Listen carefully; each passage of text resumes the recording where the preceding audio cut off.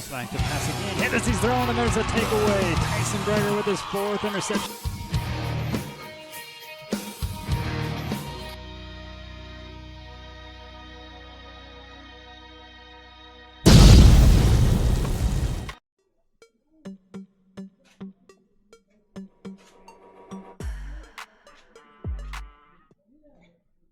Good evening, everyone, and welcome in here to a little bit different style of high school sports.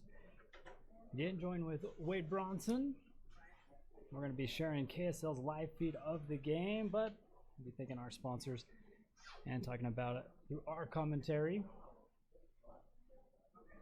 And before we break into this one, let's talk about the bracket play of how everything's kind of set up. I thought for doubling the size of 4A, it was going to be a lot different than how it actually ended up. You have all the Region 9 down south in St. George all playing each other still. Did that shock you? Yeah, there's not a lot of mix matching going on across those two, so looks like we're staying put up here in the northern. They're staying down there with a few flip-floppers, but kind of surprising that there's not much mixed in there. And of course, you got Region 11 top. Oh, you got three of the Region 11 teams with a bye. Ridgeline coming in at the number 6 spot. Skyview holding on to that number 1 spot, even though Park City is also undefeated. Yep. I think that region is a little bit tougher than Park City's, but Skyview's holding on to it. So, KSL picked Bear River and Spanish Fork to be the game of the bracket through all classifications. So we should have a good one here. For this one, we can look at a little team comparison on how we kind of match up. On paper, you'll see right here, it's pretty close. Yeah, there's not a whole lot of difference between the two teams. Passing yards with Owen a little bit. You've got more yards there, but other than that, they're pretty similar. Should be expected being number 16 and 17. So if we go away from the RPI system and we went back to the old ways, neither of us would probably be in the playoffs. So that's a positive about the RPI, right? Yeah. You're getting a chance, because I feel, and maybe even Spanish Fork feels, they're better than a 3-6 and 3-7 record. Yeah, I do too, and I feel like this Bears team is going to catch their stride here, and it's teams like these that are very unpredictable. They could make a huge dent in this playoff run, and that's what we're all hoping for the Bears. And again, this is the Watch It Party. We're here at the Bowling Center. Come in and order some food from the grill. Enjoy some free drinks. Yeah, for the Watch Party game's supposed to start at 6 o'clock. So we'll have that one for you. We got a little bit more here on the pre-game show. We got Coach Waite. Not that Coach Waite. He's in Spanish Fork, hopefully. All right, we're going to have her give her 2 cents on the pre-game. Little insight. Yeah, so we're just going to start with the fact that we're here having a watch party. This is something we've contemplated in the past, but usually Andy and I are the ones getting the footage. We're on location, so we can't do that, but our partners with KSL has allowed us to take off of their feed and make it a party for the locals here in town. And so we're going to have our sponsors, our commercials, our commentators, and the local celebrities as well. So we obviously talked to Coach Waite before he left, and his captains. We'll have those interviews shortly. But we figured you probably got the inside scoop, being the wife of Trampus Waite. Well, if you know him, he's not really talkative, so I don't think I really got the inside scoop, but I definitely got that he's extremely nervous. And, you know, it's hard coming off those last 3 losses and making mistakes that they shouldn't have made. And so I think he's anxious about if they're just going to show up today and compete the way that he wants to. But other than that, I don't know much about our game plan, much about Spanish Fork either, so I'm just excited to watch the game tonight. Yeah, and that's kind of what we wanted from you, just kind of the take of, he seems pretty calm and cool most of the time, but it's good to know that he's got those nerves and Yeah. excitement too. Yeah, kind of like a duck on water, you know, like they're calm and cool, and then underneath their legs are just pedaling as fast as you can. That's him on the inside for sure. And so, as we mentioned, I think Andy mentioned that you got to coach soccer this season. This is your first season with them. Just give us a little recap. How did that go for you? Yeah, so we started out really strong in preseason. We went 4-1 in preseason, and then region started, and we actually competed as well as I'd hoped for some of the games. Like against Green Canyon and Ridgeline our first time around, we did really well, and then we kind of went into a lull, and we kind of picked back up again and ended with a pretty strong play against Mountain Crest. Overall, I'm pretty happy with the season. There's part of me that still is frustrated with that loss against Uinta. It's going to sound harsh, but honestly, we choked because we were the better team. We absolutely were, and we could have won that game.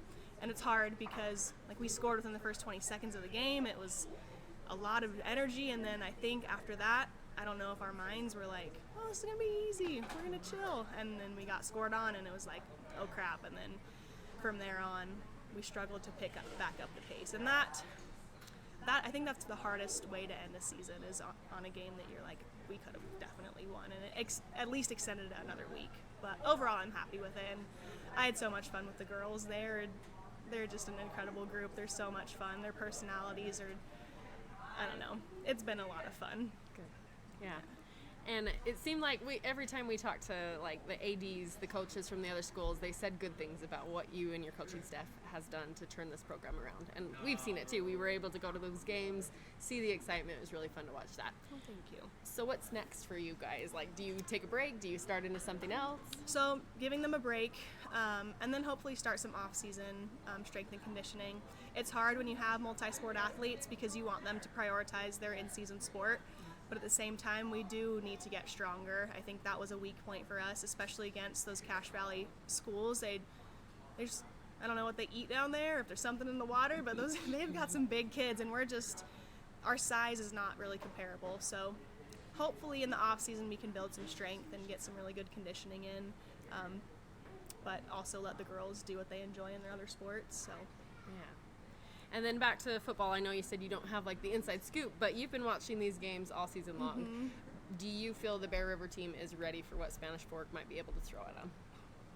I'd like to say yes, but it's whether or not we can learn from our mistakes and put that into practice in the game. I know Tramps talked about like them making mistakes that they shouldn't have and the amount of turnovers and whatnot, and I think that if they put together what they need to and learn from their mistakes, then I think they'll be ready. I think we've got some really good talent, some really good athletes. It's whether or not we want to put in the work to win. So I hope so. And then are there any superstitions in the Waite household? Is there anything you guys got to be careful to do or not do? Honestly, no. I have my own for soccer, but he hasn't talked about any, and I don't know. I just kind of let him be in football season because I know the job is incredibly difficult. Like, it's 10 times that of a soccer coach, I think. He's just like the constant game planning and film and everything. So I just kind of let him be and don't really talk to him about that. I just let him have his football time. So I don't know if there's any superstitions that he has. Well, and then let's talk a little bit about competitiveness, because we know you guys are competitive. You want to help your kids win. You want to have them do good, not only on the fields, but in real life too. How competitive are the Waites with each other? We're competitive. I hate going on like runs or hikes with him because he'll just like, especially on hikes, he'll just like walk like 20 feet ahead of me, and I'm like, can we just enjoy this time together? And he's just like, nope, we're going. So we're competitive for sure. We can't really play games together either. His family's really big into card games and stuff, and there's been times where it's gotten competitive in that household as well. So it's competitive, but it's fun. And then predictions. I know you kind of gave a recap of what they might be able to do. Do you have a prediction on score or anything like that? Oh my gosh, no. I'm just gonna wing it. We're gonna go, that's a lot of points. 37, 35 Bears. Okay, we'll see. And then probably the toughest question I've got for you all night. what you gonna order from the grill? Oh man, I don't know. Their menu's huge. I usually like the turkey steak. It's pretty good. So maybe that. I don't usually change things when I go to restaurants, so I might end up getting that. Nice. Yeah. Well, thank you for coming on and giving us a little insight, and course. hope you enjoy your night here. Thank you. I'm glad you guys are doing this. It's super fun, and it's nice for me with Cal and not having to, people are asking like, "Are you traveling?" I'm like, "What, the 2-year-old? No. Yeah. I'm gonna watch it from home, but this is a fun environment to watch it. So thank you guys for doing this." Yeah. Thanks for coming. Yeah. And if you are watching from home and want to watch from the comfort of your home, order some grill to go. And if you want something to do, come check it out. It's starting to fill in. Game time starts at 6. And we're now going to hear from Coach Trampus-Waite and his captains, but we'll turn it over to Wade and Andy after that to kind of give a recap of what they talked about. So send that over now. The mindset changes now that you guys are out of the regular season and headed into the playoffs. I think it's refreshing to be in a new season, obviously with everything new going on in 4A with 20-something teams compared to last year. It's exciting for our program, and our kids know it's exciting to take a big step in where we want to go, and that would be a playoff win against a very good Spanish Fork team. And I think we've taken steps this week to improve kind of our competitiveness and our attitude towards fighting through some adversity. So should be good. Big focus was adversity. I think all of us obviously want to win. We want the end result, but I'm not sure all of us were on the same page with battling through tough games. You just look at our past wins, and we were ahead from the get-go, and we stayed ahead. And then when you look at Skyview, and kind of all the pressure was gone at the second half because we were down by 3 or 4 scores, and so then we were able to come back. And so the big emphasis has been handling pressure, and what do we do with that, and how do we battle through a tough game where it's kind of neck and neck. So we're hoping for a non-region matchup, preferably at home, but you're on the road. What do you feel is like your reaction when you heard it was Spanish Fork at their house? I kind of figured that's what would happen. Obviously, we wanted to be top 16, and we got 17. But we didn't take care of business at Salem Hills, and so we did a lot of good things that I liked. I thought our defense played one of the better games they've played all year.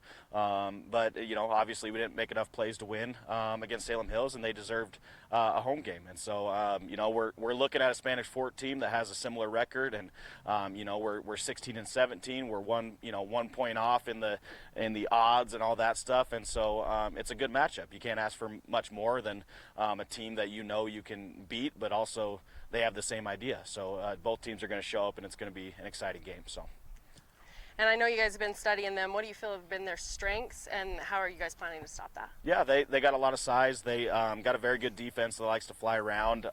Their quarterback has played well when they needed him to, and they have a very good running back that's runs very physical. And so we're going to have to shut him down. We're going to have good box play.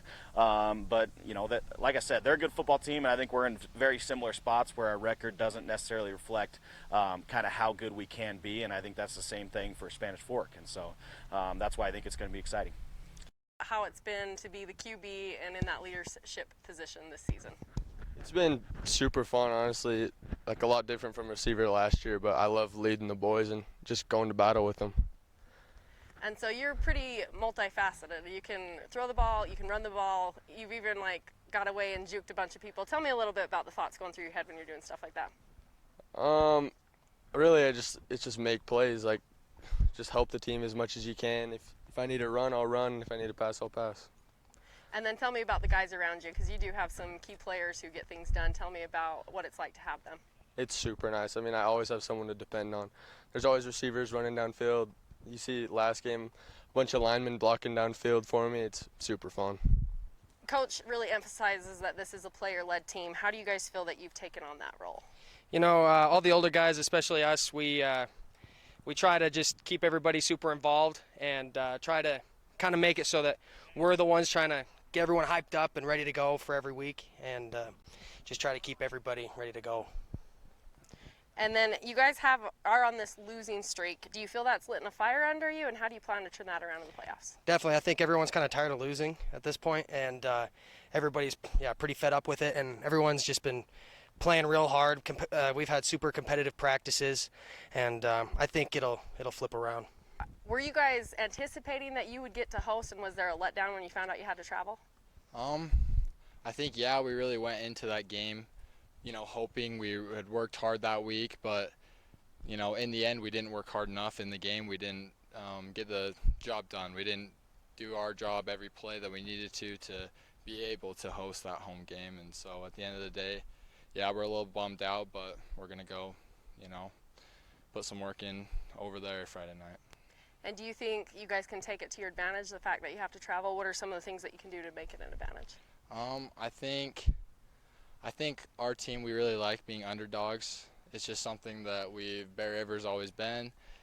And there's definitely been a few games this year where we've really accepted it. And I think that after this week of practice and just how everyone, seeing the mentality around the team, I think that we're going to take that underdog mentality to the next level and really show up at their home field, their stands, their guys cheering, and we're going to, make them quiet. And you guys as the captains, what do you think has been your focus to help the younger kids? Just being, I think a friend, a lot of them.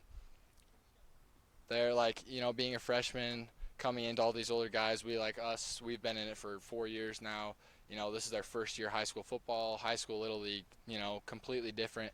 And I think that a lot of those guys, they're just nervous. They have the skills, they have the talent, but they're just nervous coming up with bigger guys, more experienced people. And so just being that friend to them, being someone that they can look up to and ask questions, I think that helps a lot of them the most, just letting them be comfortable in our program. What do you feel have been Spanish Fork's strengths, and how do you guys plan to keep them in line?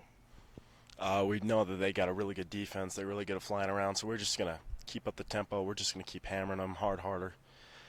We're just going to not let them. We're not going to let them have an inch, We're going to make them fight for every inch. And so on the defensive end, because we know you make big plays on defense, what are you going to do to get in their head and make it so it's a frustrating game for them? Oh, just relentlessness, just physicality. Absolutely. They're not ready for what we're going to come give to them. Tell me what you feel we can expect for a Friday night. Friday night, expect to win. Expect the Bears to come out on top. A lot of tutties. Hard-fought game, but yeah, us on top. Definitely a lot of tutties, but physical, and hopefully we get the win. So, the interview with the kids, a lot of tutties is what's predicted there by the captains of the football team.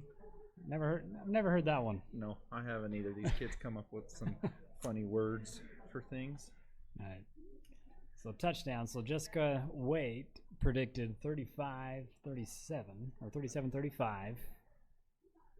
So how many tutties you gonna predict?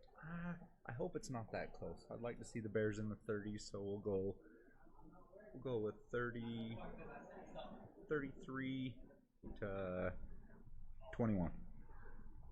33 to 21.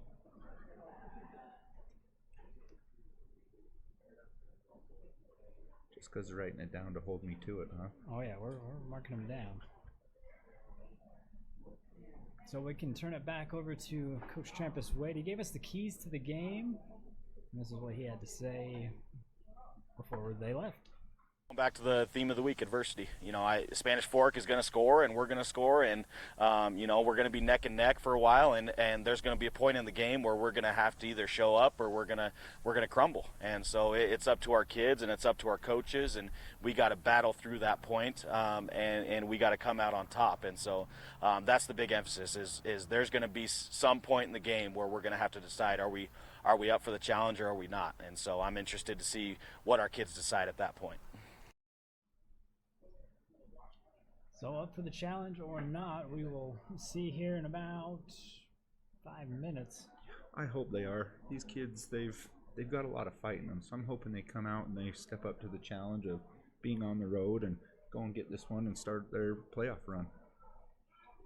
And so the winner of this game will take on Skyview, which, I don't know, the way we are in the bracket, it kind of plays into Bear River's favor. It does. This is a winnable game. Again, any Friday night, right? Mm-hmm. But I mean, then you line up against Skyview, and then if everything goes chalk, you have Green Canyon the week after that. Yeah. And I know the boys are wanting that Skyview one back, and so I think they're a little bit antsy to see Skyview again and see if they can right that little bit of a wrong that they had during the region play. And I think they can do some damage if they can get there. Yeah, and then to remind you, that was a 1-point loss going for two and just right on the fingertips of Roberts' hands. I like going for it. It was their homecoming. I mean, you can't blame Trampas for going for that. I would have gone for it. I think it was the right call. Let's go end it in regulation and not give them a chance in overtime. So it's just one of those ones you got to live with, and hopefully they get to see him again and right that wrong. He was a lot healthier team at that point in the season, though. We caught up with Coach Wade to talk about injuries and your Miller Medical Report, brought to you by Dr. Todd Miller at Miller Medical. We got some bumps and bruises, obviously late in the season, but we got a lot of guys that are going to battle through those things, and we're kind of in the same boat, and we got a lot of guys that we're excited about. So. Okay, and then just tell me, I know you had several key injuries to key players. How has that impacted your team? Obviously depth-wise. Obviously we had a couple on the O-line. We had a couple on the defensive side and in the back end. And obviously that's not something you want, but especially at Bear River where you don't have a lot of guys behind the starters. But that's an opportunity for our younger guys to step up. And so I think it's been big for our entire program, being able to step into a role and be able to fill that role. And so it's been a challenge, obviously, but it's something that we are excited for. So again, there's your Miller Medical Report. Again, we'd like to thank Dr. Todd Miller. If you're in any need, give him a call for an appointment, 915-6262. They're at Miller Medical. So key players to watch here for the Bears. Again, Ty Jones, you got to get him going in the ground game. Yeah. And I think if you run Olsen like you have been in the past, I think that should open them up. Yep. But I think they have the triple threat there with Owen, Ty, and then Roberts and Marble out there on the wideout. So should open things up for him. But yeah, let Ty get those long legs going and moving down the field.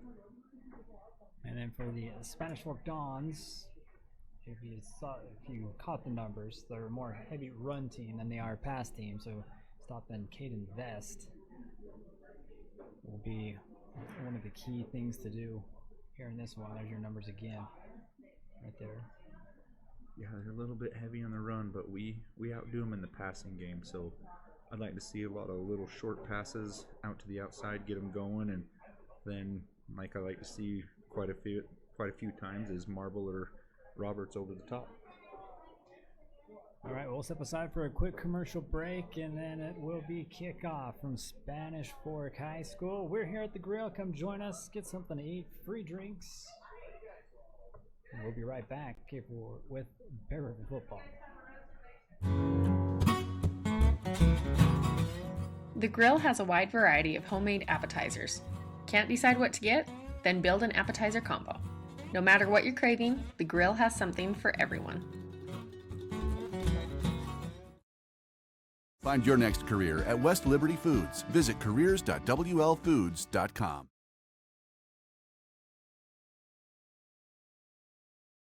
Miller Medical is ready to care for clients with full services for family medical. They also offer beauty and spa health treatments with hot stone and IV vitamin therapies, as well as Botox. Let Miller Medical take care of all your healthcare needs. For all your project needs, shop at Greer's Hardware, happily serving the community since 1976. Kent's is your one-stop shop for fresh produce, bakery items, deli, and meat. Stop by today for fast, friendly service. Together, from humble beginnings, we are trusted, stable, and like the people we serve, strong.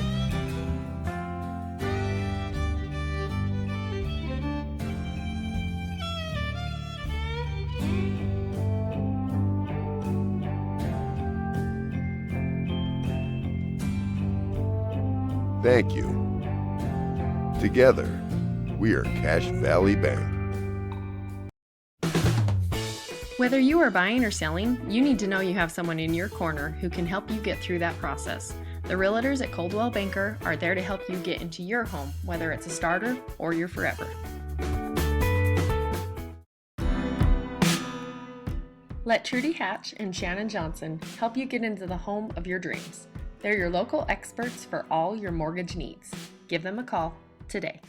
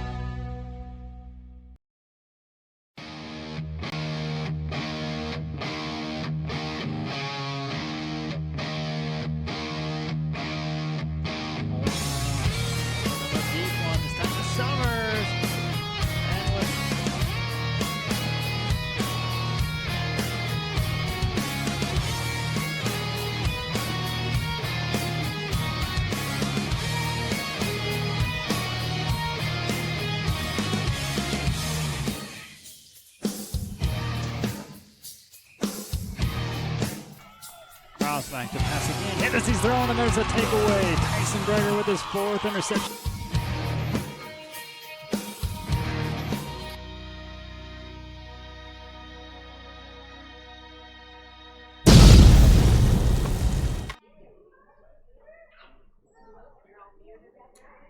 All right, we are ready from Spanish Fork High School, but Bear River Live at the Grill. Bear's going to receive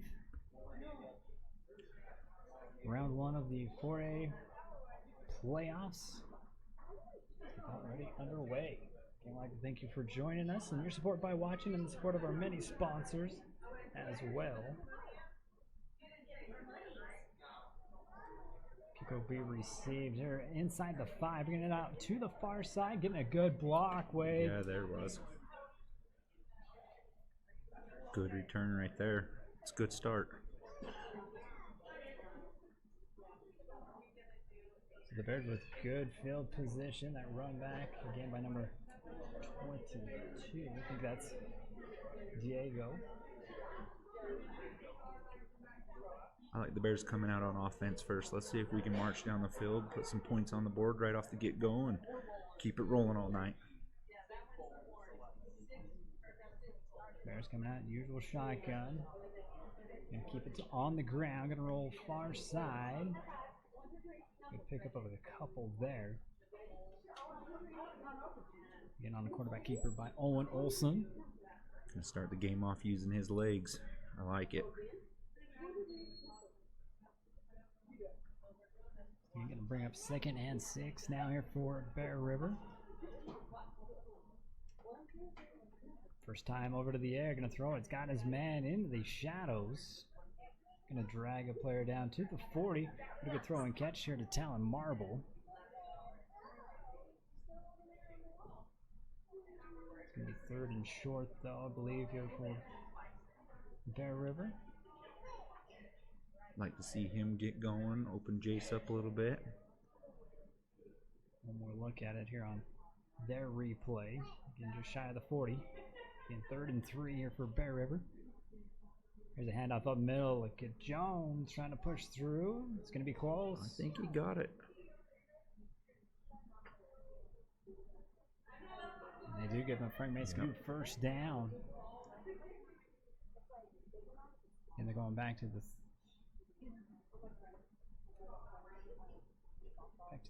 end zone cam.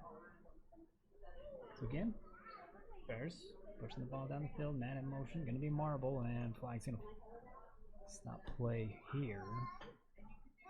There's the offsides here on Bear River, back about 5 yards. We got to limit those ones. We had a couple costly flags in the last game.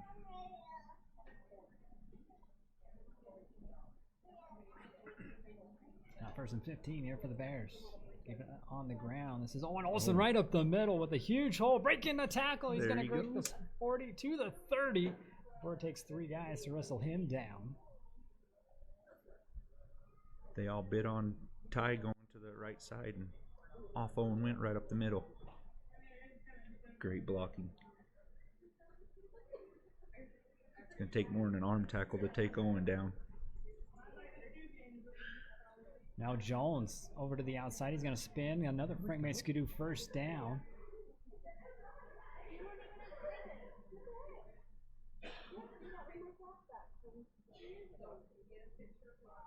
The Bears marching it right down the field here for the first offensive possession. And shotgun again. Owen Olsen looking to throw. And he throws it incomplete. Just throws that one away. Good.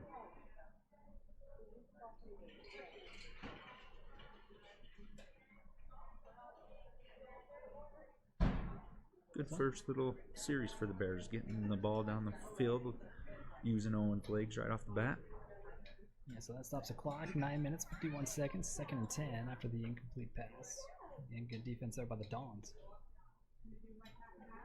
Keeping everybody covered on that last one. Man in motion again is Marble. Jones and Olsen in the backfield. Olsen looking to throw, setting up a screen far side. Here to Jones. Stays inbound. Going to be, what, a yard shy? Oh, flag on the play as well.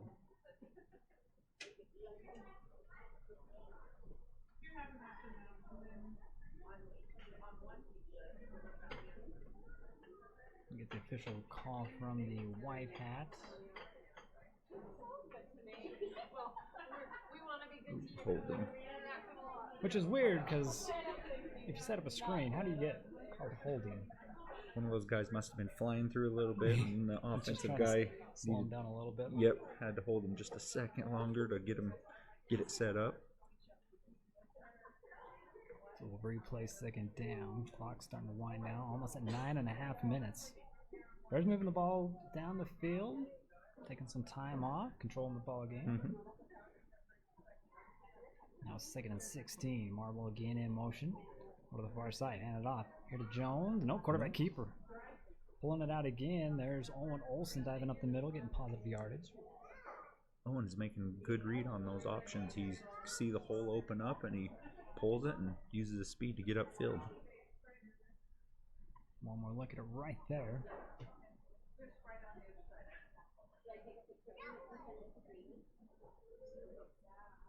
Ethan Bakestead on the tackle for the Dons on this one. We go 3 wide here to the bottom.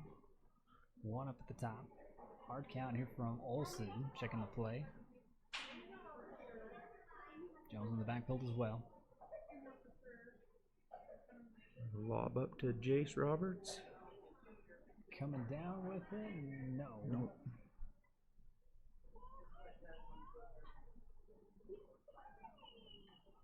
So the first shot at the end zone going to come up incomplete.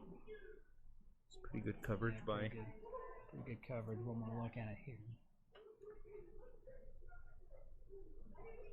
Brock Jacobson on the defensive coverage. Stone Higley coming out, hit a 30-yarder.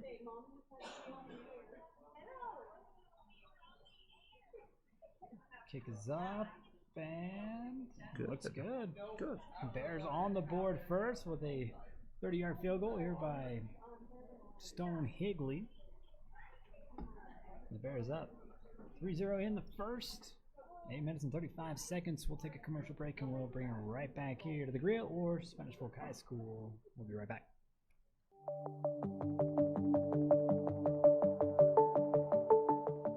Rudd Funeral Home is there to serve your family in your time of need.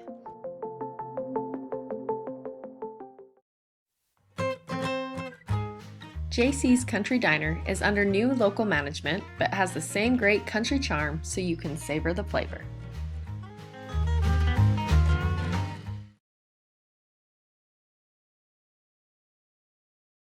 Lincoln Financial specializes in estate, investment, and retirement planning, as well as business benefits.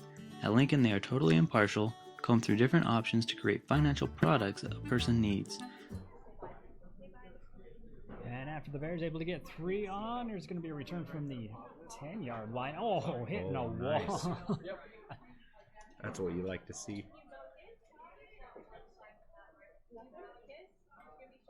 I like that first coming out, marching down the field. That hold kind of held them up a little bit, put them at that 3rd and 16. But they got the points on the board. Garrett Stone there for the Bears, putting up a brick wall by himself. Stopping that return. So first look here at the Spanish Fork Dons, 8 minutes, 25 seconds.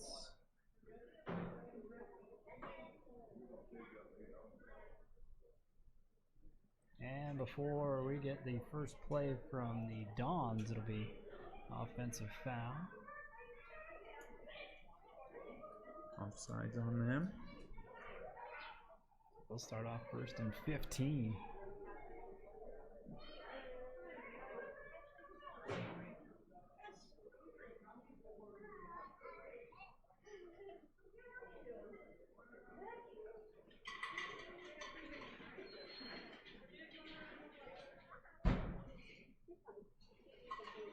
First and 15, man in motion. They'll hand it off up to Vest up the middle. Not a lot of room there. No, that hole plugged up and they grabbed a hold of him, and I think maybe a gain of 2, maybe? Take a look here on their replay going down on the field again. Number 5, Caden Vest. Aiden Wilson in on there, grabbing a hold. He was in there quick.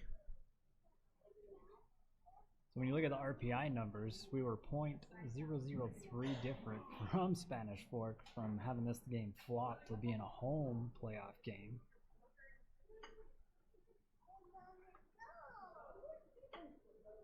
Run up the middle.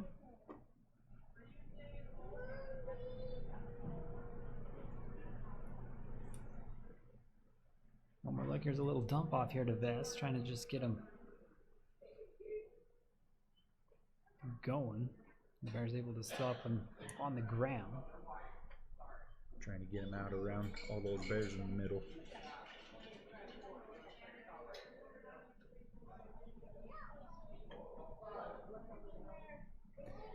McKay Smith in shotgun. Here's with a hard count, and they got him. I don't mind that. I mean, it sucks to get a flag for 5 yards, but man, if they would have called that one, he would have been back there really quick and probably would have got the sack or a tackle for a loss. They'll wind the clock now, almost at the 7-minute mark. In the first quarter, Bears in the lead 3-0. 3rd and 2 would be awesome to see the Bears get a stop here. Get them to punt off and get back on offense. Smith under center now.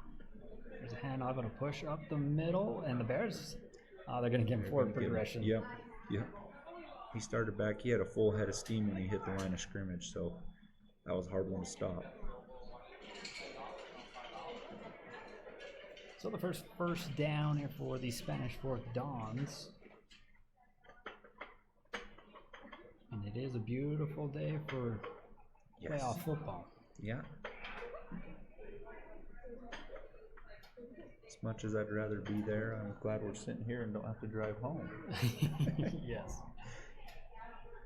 First and 10 here from the 35. Smith under center. Gonna fake the handoff here. Gonna go deep down the middle of the field and go incomplete. Good coverage there. Intended receiver looked like number 3, Ryan Olson. Jackson Tire all over that one on the defensive coverage. Kind of like this matchup. We've got a few guys there in the box to stop West, and then we've also got a bunch of studs out on the outside to cover those wide receivers.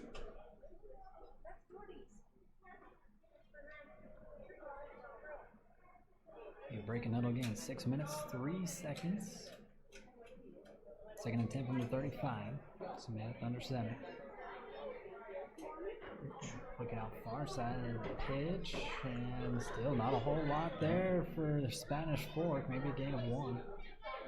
Bears are flowing downhill. It looks good. They're getting hits in the backfield and stopping them 1 or 2 past the line of scrimmage.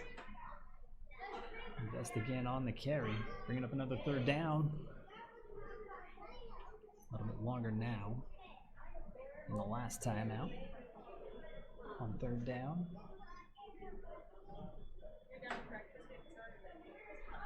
Clock continues to run. Under 5.5 minutes left to go here in the first. Okay, broadcasting here from the grill. The watch it party. Come in, get some food, watch the game. Smith going back to the air. There's a throw and a catch.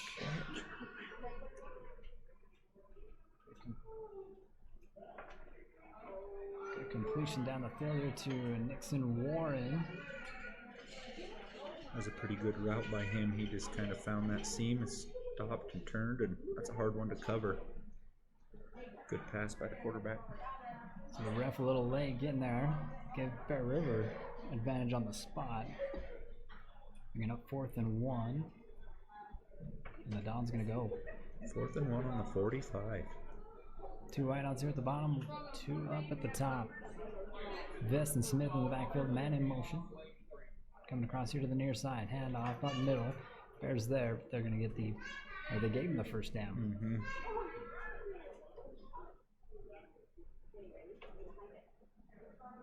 Pretty good push. Dive up the middle there by Vest, trying to get to midfield. Going to be 2 yards shy of it. And bring up 2nd down here for Spanish Fork. 2nd down, about 7.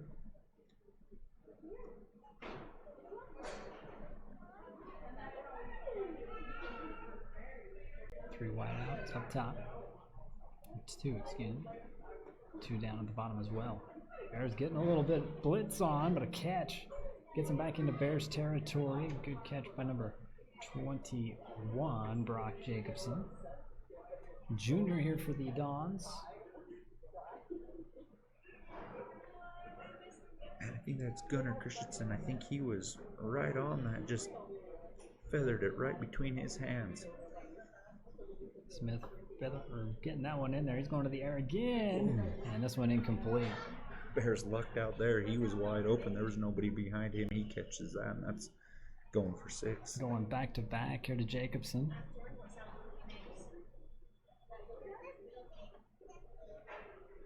Incomplete.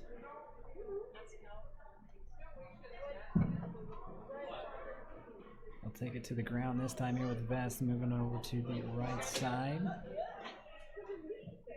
He's able to cover it up.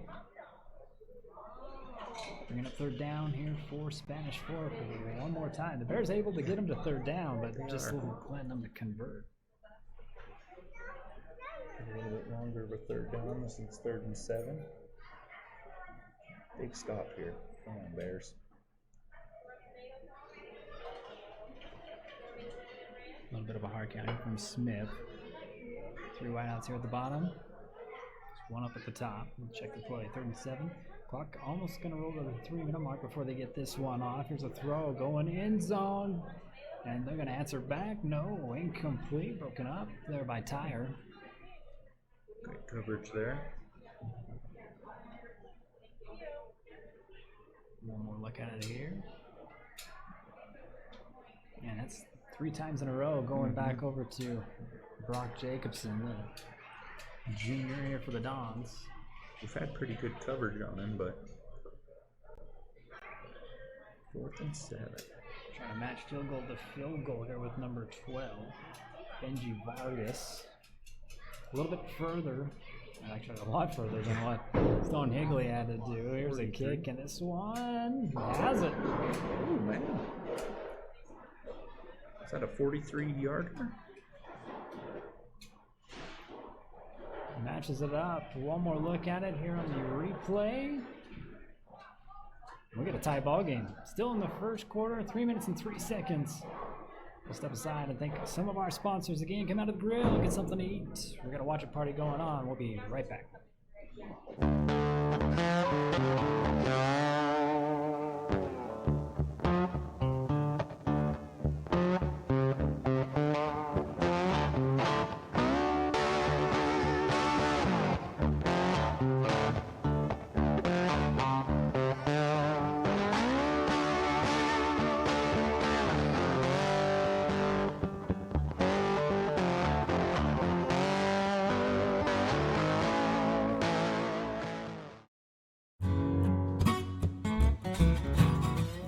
The grill has a wide variety of homemade appetizers. Can't decide what to get? Then So the kickoff going to go into the end zone here for a touchback. Second time out here for Bear River. Like what we saw in the first time out. Yeah, let's see if we can do it this time without getting a penalty and keep the ball rolling and try to put up 6 or 7 here. So again here, broadcasting live at the bowling alley. Come in and get your food, free drinks with the purchase of food here for watch party. Or come in, get it to go right back home, and we'll be right back at it. So from the 20-yard line, 1st and 10 for Bear River. Marble the man in motion. Going to move here to the near side. The throw up goes to Brager. Roberts, excuse me. Yep. 2 number 1s on the jersey, not just 1.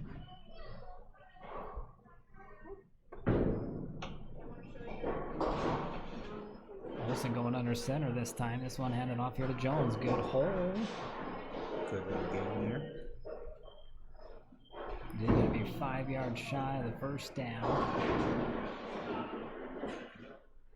So again, you hear the pins breaking in the background. Nothing better than bowling and football at the same time. No kidding. Sitting here watching the game in between sets. Clock still rolling. 2 minutes, 15 seconds.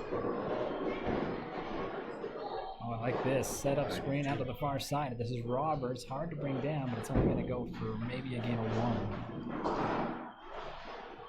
I'd like to see him not get so deep. I think if he could get a little closer to the line of scrimmage, a little closer to those blockers, they were doing a great job. Just too much time there.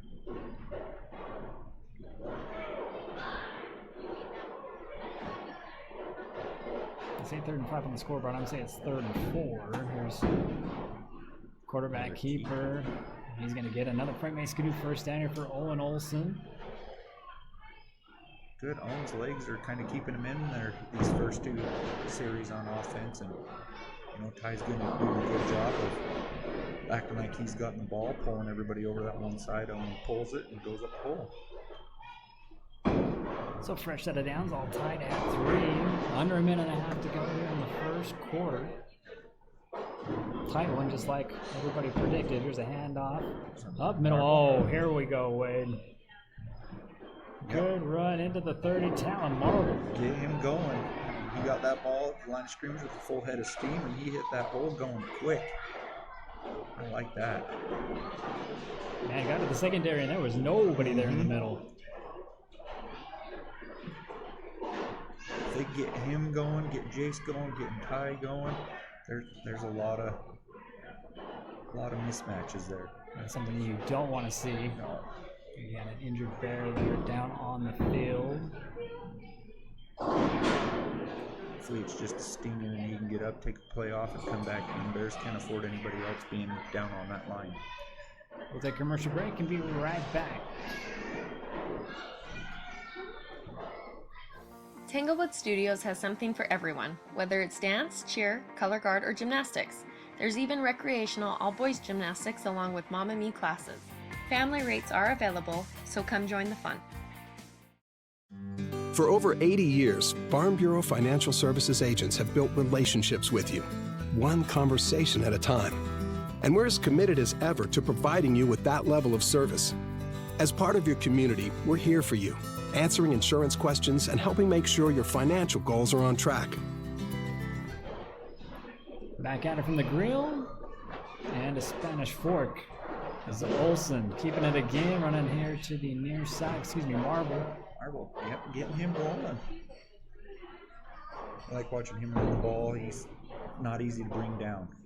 Missed there. Guy holds on. Man, he almost stayed up. Yeah, he about put that arm down and kept going. It's a heck of an athlete.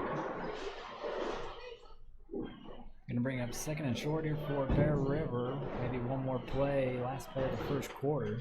The tie ball game. If Bears can keep this steady march down the field all game, they'll be doing all right. Marble going motion over to the far side. There's a handoff here to Jones, and the Don's going to wrap him up in the backfield. Don's read that one really well, the pulling tackle there. came up and number 55 read it right off that and grabbed a hold of Ty as soon as he got the ball. Yeah, TJ Evans, a senior here for the Dons, back there quick. Leaving the Spanish Fork Dons on a positive note at the end of the first. So we're all tied at 3. And come out of the grill, gets us something to eat. We will be right back after another commercial break to thank some of our sponsors. We'll be right back. Lincoln Financial specializes in estate, investment, and retirement planning, as well as business benefits. At Lincoln, they are totally impartial, comb through different options to create financial products that a person needs. Lincoln Financial, big city service, small town care. For all your embroidery and screen printing needs, whether for business or just for fun, stop by Cover Up in Tremont or Brigham. At Cover Up, yeah, we can do that.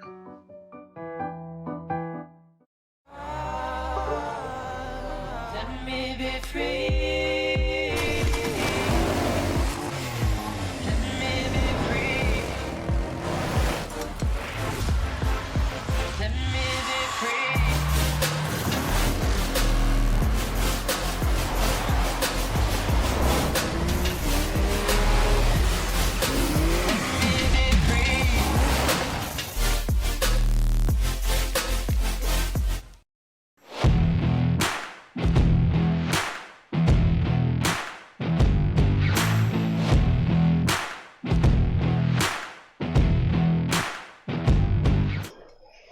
Welcome back here to Spanish Fork as Owen Olsen's going to have to scramble around to get away from the defense, keeping his eyes downfield. There's a throw to the end zone, and there's going to be a pick here by Jacobson.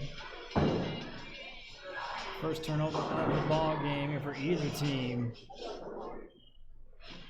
As we start not the way you want to start the second quarter. Nope. Good on Olsen to elude everybody.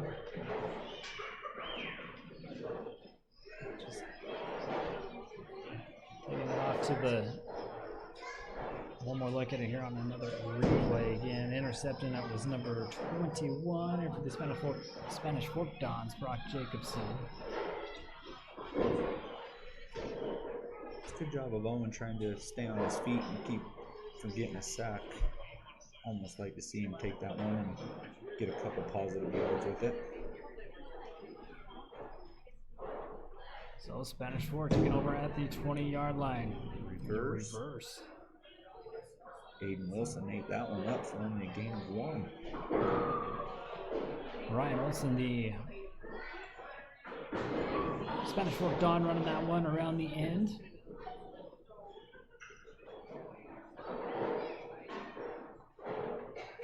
Man, Wilson, when he gets locked on you, you ain't getting away.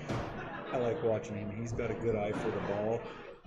All those young DN players watching this game, he's a great player to watch. He keeps his head up while getting blocked, and he gets in the backfield a lot. And yeah, there's nothing. When he sees that ball, he goes and gets it. And off here to Best up the middle. A little push for a few yards on that one, but still not a whole lot going on the ground here for the Spanish Fork Dons early in this one. Ty Jones grabbing a hold right there. I'm glad to see that their running game hasn't picked up a whole lot. Their passing game's been a little more than I thought it would be coming out. I think it's part of the Spanish Fork game plan. Try to throw Bear River off. Best in the backfield here with Smith in shotgun. 2 wide outs up top, 2 at the bottom. Smith looking back to pass. A throw across the middle of the field, and he's got his man on a catch and a stiff arm even at that, crossing the midfield. Bears got to get him down, and Bingham and Prager gonna finally get him down, but not after a huge gain through the air. For yards after catch there by Ethan Beckstead. Another senior here for Spanish Fork. Flag on the play. Let's go. Nope.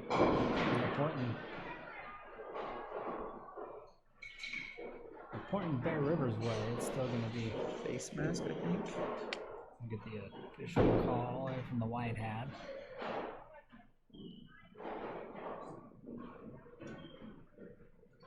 You called it, Wade. big play like that. Gotten a lot more to the end of the run. See if we can see the face mask. A little bit right there. Yeah. Being able to wrap him up, wrestle him down. I was talking to somebody the other day, and he says the wrestlers make good tacklers. Yeah, they're used to getting low, getting those hips low, being able to wrap up and really hold on as they run by. Best on the ground, can't quite make it to the 20-yard line. Bears are able to wrap him up. Getting there with Brody Miller and company. See if we can hold him keep him kind of quiet this first half.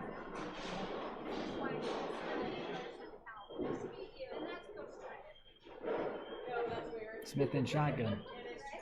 Quick throw. Back over here to the near side. Bears able to get him up.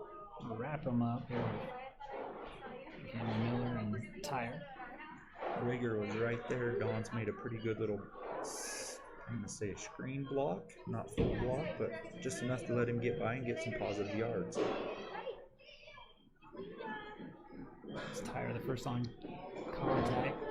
There's a run here to Vest. Trying to bounce it to the outside. Bears going to drag him down inside the 5, though.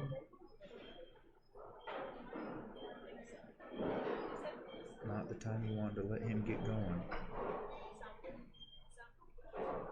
Spanish Fork knocking on the door. 10 minutes, 11 seconds left to go here in the second quarter.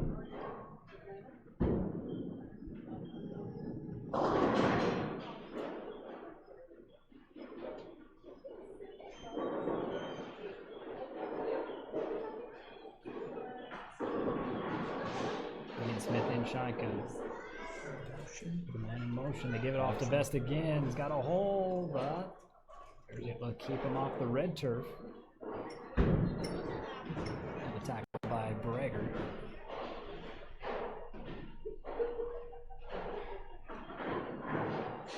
Two Bears right there to bring him down for the end zone.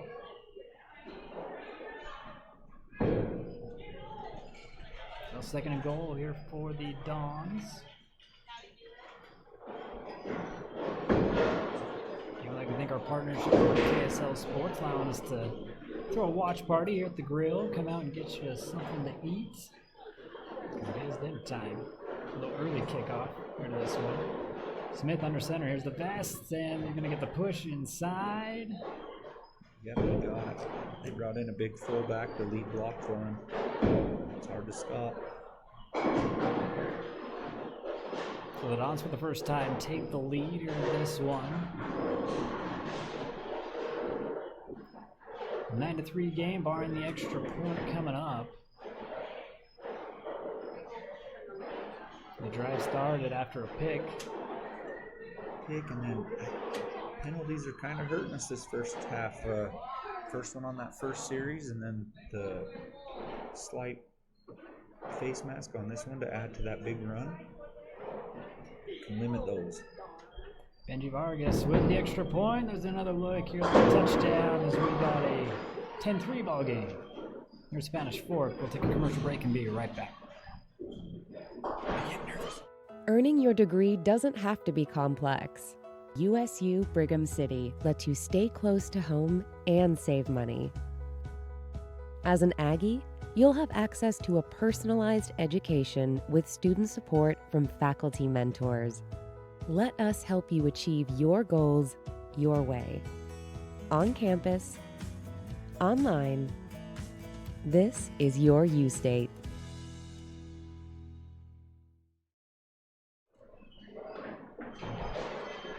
Welcome back as we broadcast live here from the grill. Showing you some good running here by the Spanish Fork Dons. Able to get the touchdown and take the lead 10-3 with 8 minutes and 26 seconds. We got another touchback. The Bears, after getting a pick in the end zone on their second offensive possession. First one able to drive down, just kind of died out there at the end. We got the field goal by Stone Higley. Got the first lead 3-0. But again, even on that second time out, they were moving the ball down the field. Just tried to go Tried to go for the home run in the first play in the second quarter. Backfired.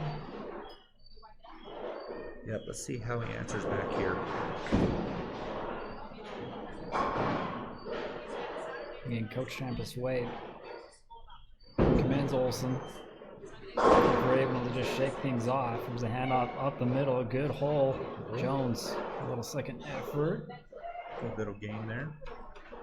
Yeah, I think Owen, with that pick, it won't face him. He'll come out, he knows he's got 2.5 more quarters to go, and he'll just keep marching those troops down.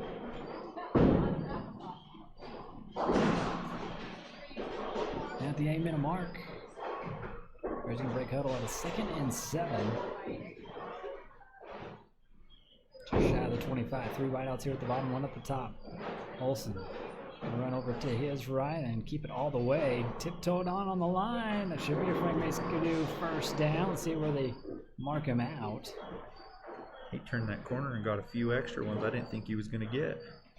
Good block there by Ty. Again, you want to see him on the court, so you don't want to see it. You want him to go on that white a little bit sooner, but I know Coach Shaw is probably a little bit nervous every time he runs, but he also wants what's best for this football team in Bear River, so that's putting Owen's legs into it. He knows he's an athlete, and by now we know Olsen is going to lay the hit instead of take it out of bounds. There he goes again. And another huge gain on the ground. Oh, and Olsen getting to midfield. I think he dragged 3 or 4 of those big boys down to the ground with him. A little tuck and run when nothing's open downfield.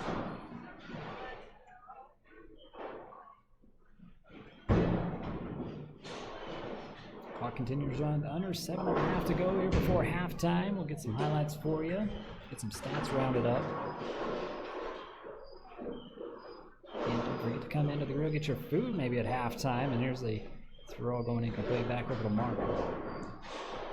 Defensive stop by Eli. Haven't called Robert's number this game. Maybe that's their plan, is to get Marble and Owen going and Ty going, and open up that field a little bit, and then let Jace do what he does. With the incompletion, stops the clock. 7 minutes, 13 seconds. 2nd and 10. Marble in motion. Hand it off here to Brody Miller. He gets 1 yard before he gets pushed back here by the Dons. Bring up the 3rd and long here for Bear River.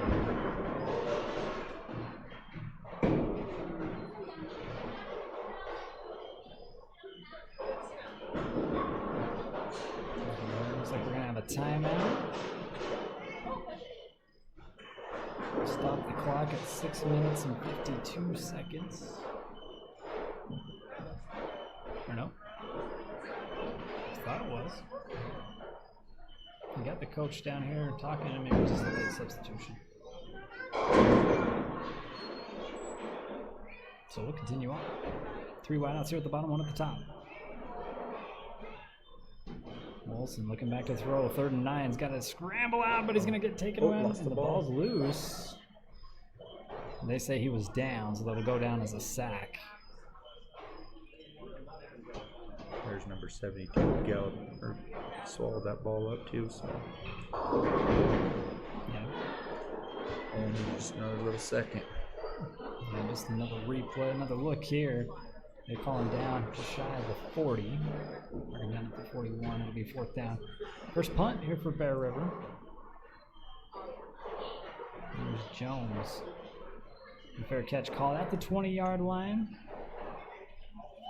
See if the Bears can come out here and get a stop, get a little momentum going their way.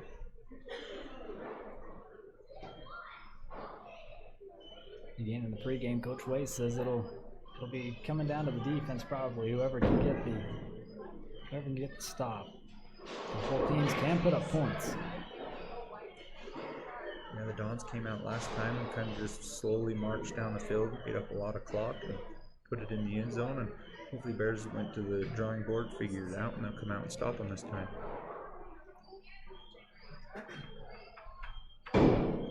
First 10 from the 20. This is Smith in shotgun. He landed up the middle here to Vest.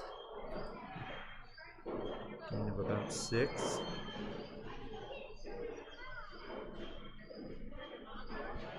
Miller bringing him down here from behind.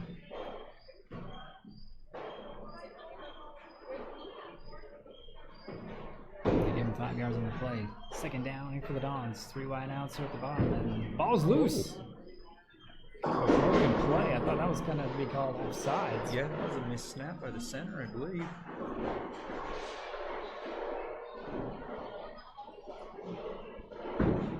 Bears getting a present on second down. I'm going to bring up third and long now here for Spanish Fort.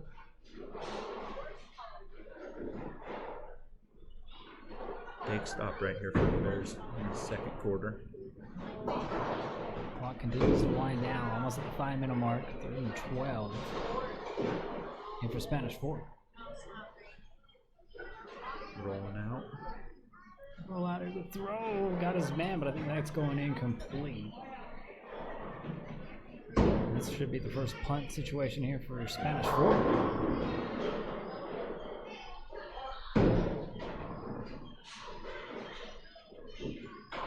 Just noticing now we got 2 left-handed quarterbacks going at it.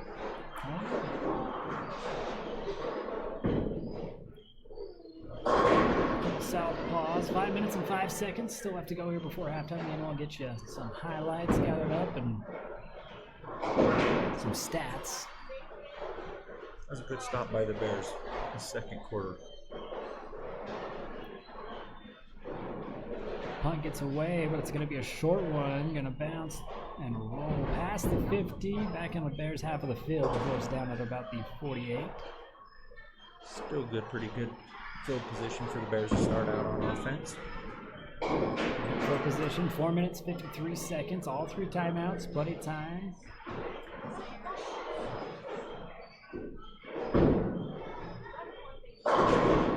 Dons get the ball at the start of the second half, so if Bears could march down here and eat up a lot of that clock and put a score on right before halftime, that'd be awesome.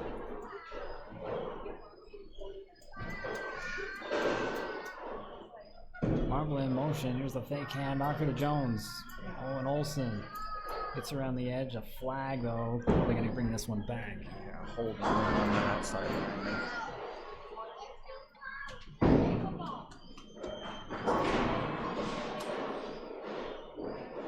3 flags.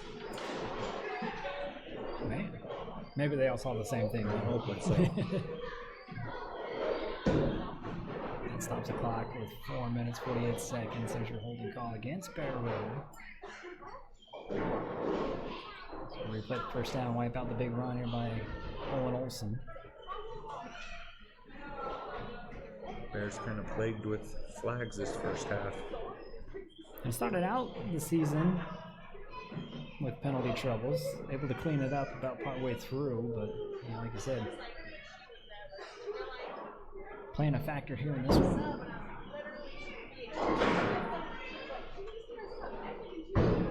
First and 20, go to the air. Olsen throw it out far side, he's got his man, and it is complete. Here, Jace Roberts. There we go, get a positive yard from Jace. It was a great quick throw from Owen there under pressure.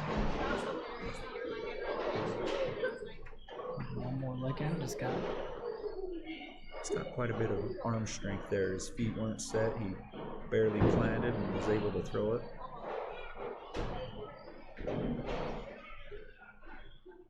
A little bit better second and 8 here for Bear River. We're having a first and long. Keep it on the ground here to Jones. He runs into the pile, pushes it ahead for a couple yards. Keeps the clock ticking down as we get over to third down.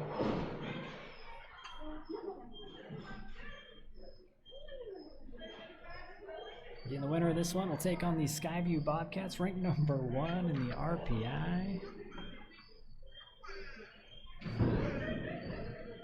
That'll be next week at Smithfield. 2 wide ones up top, 2 at the bottom. Little pistol look here for the Bears. We're going to join down here at the bottom. And he's going to get his number ring and a catch and head out of bounds. It should be enough for a Frank Mates to do first down here for Bear River. Marbles came up big this first half. It's got a few catches, a couple runs, positive yards. It's good to see. Back to Ty. Jones trying to use them long legs to get over the defender.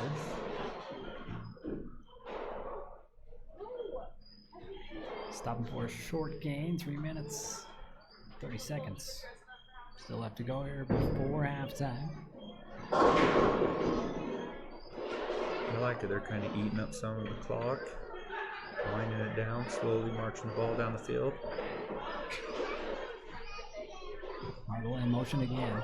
Gonna leave Summers all alone down here at the bottom. Here's a quick throw back over to him. Same thing, just the other side. Yep. And doing what Marble does and get away from tacklers, it's gonna take 4 guys to bring him down. Yeah, that was a good high snap catch by Owen. Recovered through the Marble.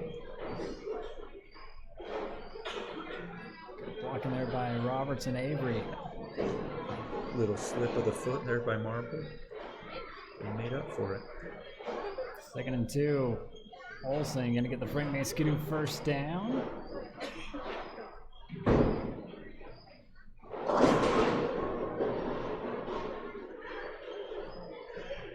One more lick at it. Not a lot there. But he makes something out of nothing. He did. He did. He got a couple out of it.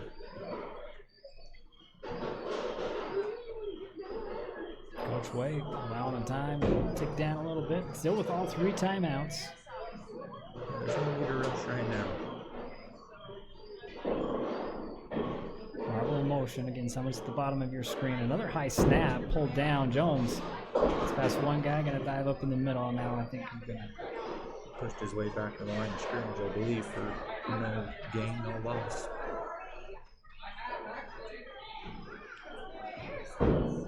Thought he'd draw a timeout with that one, but clock still continues to roll.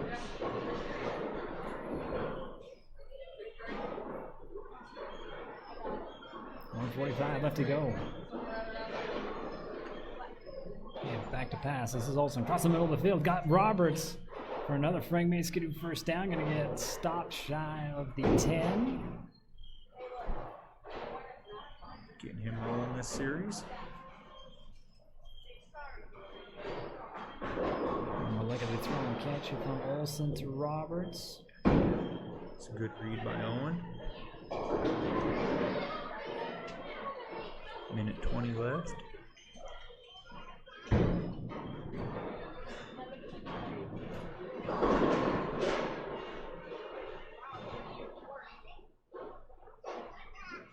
Olsen keeping it. Good pick. Yeah. That was a great pull by Owen. Defender went for Ty and he pulled it out the last second and got a couple positive yards. And great job here by Owen Olsen. Puts it at the 3-yard line.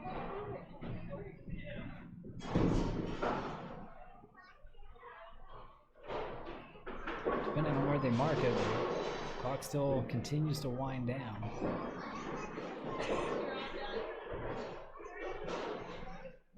Bears just showing control of the game.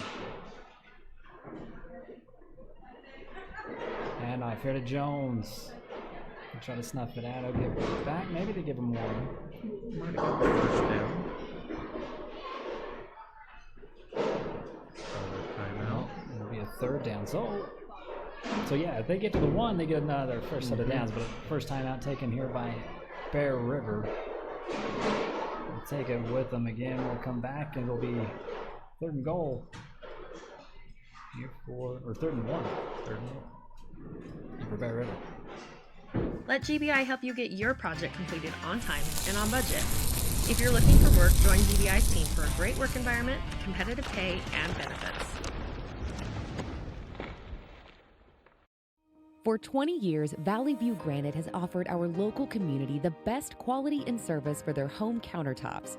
With the addition of Marble Ventures in Ogden, Utah, our team is now able to offer the same reliable and dependable service for their showers, tub surrounds, and more. With locations from Sandy to Idaho Falls, we offer the best value without sacrificing quality for your build or remodel. Come in and see us today. Valley View Granite, enhancing places. We're back here to Spanish Fork after the timeout taken.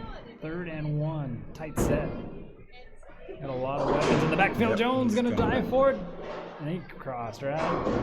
And there's the call. Yep. Good. Great way to end the half for the Bears. Great run there for Ty, bouncing off a couple, getting in there. So the Bears able to answer back with a touchdown of their own. Stone Higley got the extra point. Unless we look to go for 2. Again, always an option here. Coach Wade. Call. That was a good answer. They came out, they stopped them, forced a punt, marched down. A couple minutes left, ended the half correctly. Kick up here by Stone Higley, and just like he's been doing all season long, straight up through. Yeah, that's good for Stone. Tie ball game here at Spanish Fork. Your stomach's growling. Get here to the grill. They got food for you, free drinks. I guess soft drinks. Gotta clarify, right? All right, we'll step aside real quick and we'll be right back. More Bear River football coming right at you. The culture at West Liberty Foods, it really is doing the right thing, even when people aren't watching you. Our principles are set based on a farmer mentality, and that's hardworking, that's community-based, and being good stewards of the land. It's being loyal to your team, it's taking care of your team. I think as an organization, that's another thing that makes West Liberty Foods really successful, is that commitment to others. Find your next career at West Liberty Foods. Visit careers.wl. All day and I haven't cracked one. Welcome back here to the Watch It Party from the Grill. DKSL giving us the live feed here at Spanish Fork.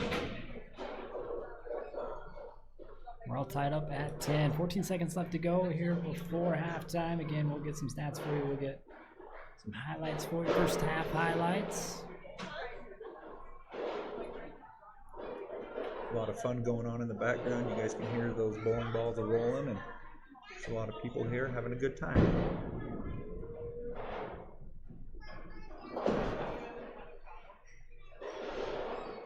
See where Stone places this kick.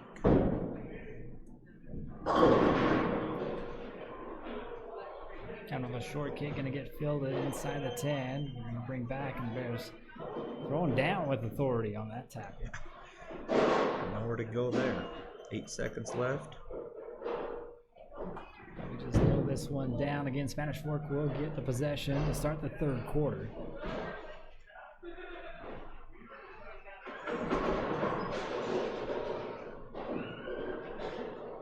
Yeah, again, we'd like to thank the Grill for hosting the Watch It Party.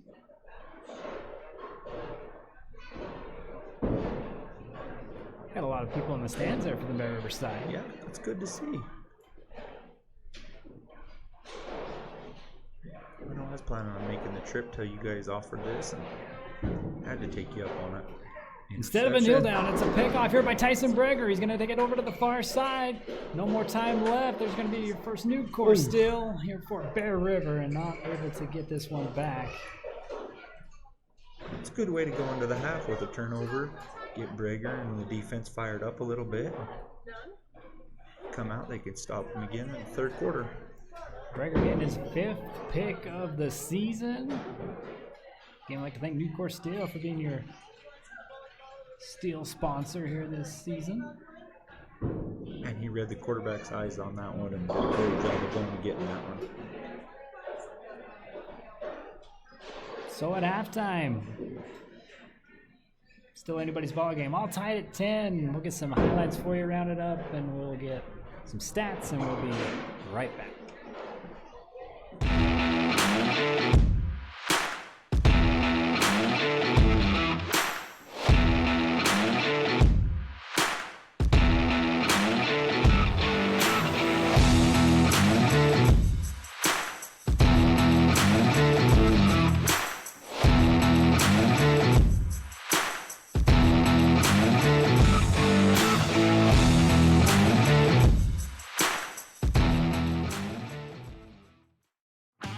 Great Basin Industrial has been building America with epic safety and quality since 2007, specializing in steel fabrication, machining, and paint.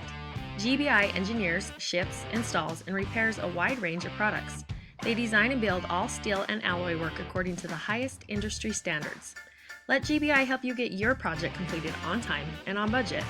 If you're looking for work, join GBI's team for a great work environment, competitive pay, and benefits.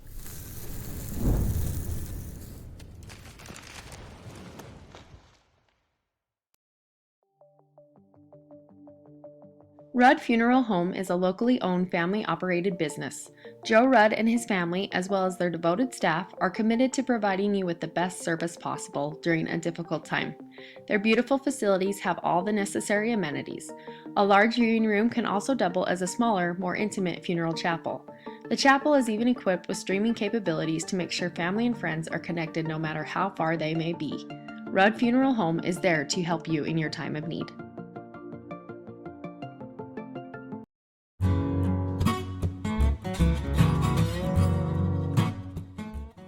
Need something for your sweet tooth? Then stop by the grill for one of their tasty desserts. Pick up one of their delicious cakes or ice cream today.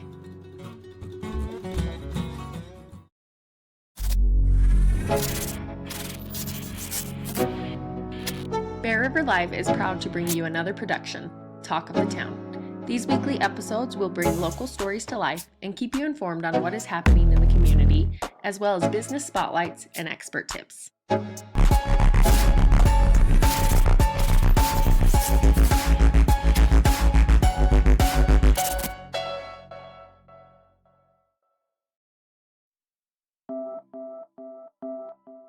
Dr. Todd Miller has expanded his team of medical professionals. Medical assistants, nurse practitioners, and estheticians at Miller Medical are ready to care for their clients with full services for family medical, pediatrics, beauty, and health. They also specialize in weight loss and hormone therapy. Miller Medical is now offering beauty and spa health treatments, as well as Botox. Most insurances are accepted, but a cash price discount is available. Let Miller Medical take care of all your healthcare needs. Did you know Kent's Market has an app? And it's free. Just go to your app store and type in Kent's Market and it'll come right up. Downloading the Kent's Market app gives you access to digital coupons, weekly deals, and access to your Kent's Kickback account. As you can see, the app is easy to use and can help you save. Download it now and get exploring. We'll see you soon at Kent's. Tanglewood Studios has something for everyone, whether it's dance, cheer, color guard, or gymnastics. There's even recreational all-boys gymnastics along with Mamma Mia classes. Enjoy co-ed hip-hop, classical ballet, point, contemporary, jazz, along with karate and parkour. Tanglewood is a USAG licensed gym offering bars, beam, vault, and a spring floor. Mom and Me and toddler classes are offered in music, dance, and gymnastics. Tanglewood Tots preschool includes dance, gymnastics, music, and live sports. Singing classes, guitar, and musical theater are also offered. Family rates are available, so come join the fun. For all your project needs, shop at Greer's Hardware. Happily serving the community since 1976. Kent's is your one-stop shop for fresh produce, bakery items, deli, and meat. Stop by today for fast, friendly service. Together, from humble beginnings, we are trusted, stable, and like the people we serve, strong.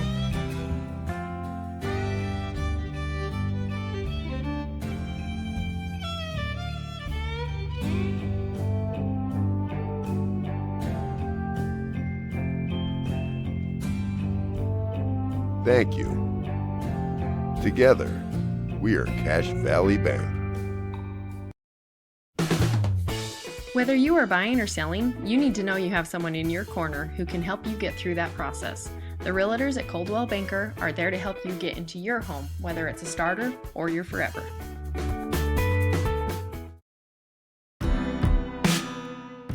Let Trudy Hatch and Shannon Johnson help you get into the home of your dreams. They're your local experts for all your mortgage needs.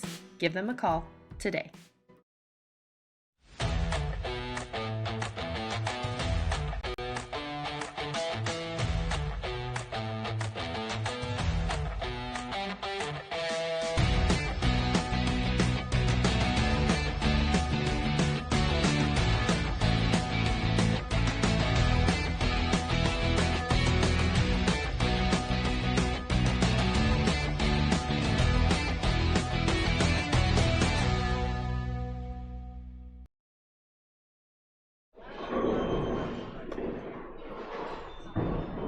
Welcome back here to the grill. The halftime score 10-10. It's better than being down, right? Yeah.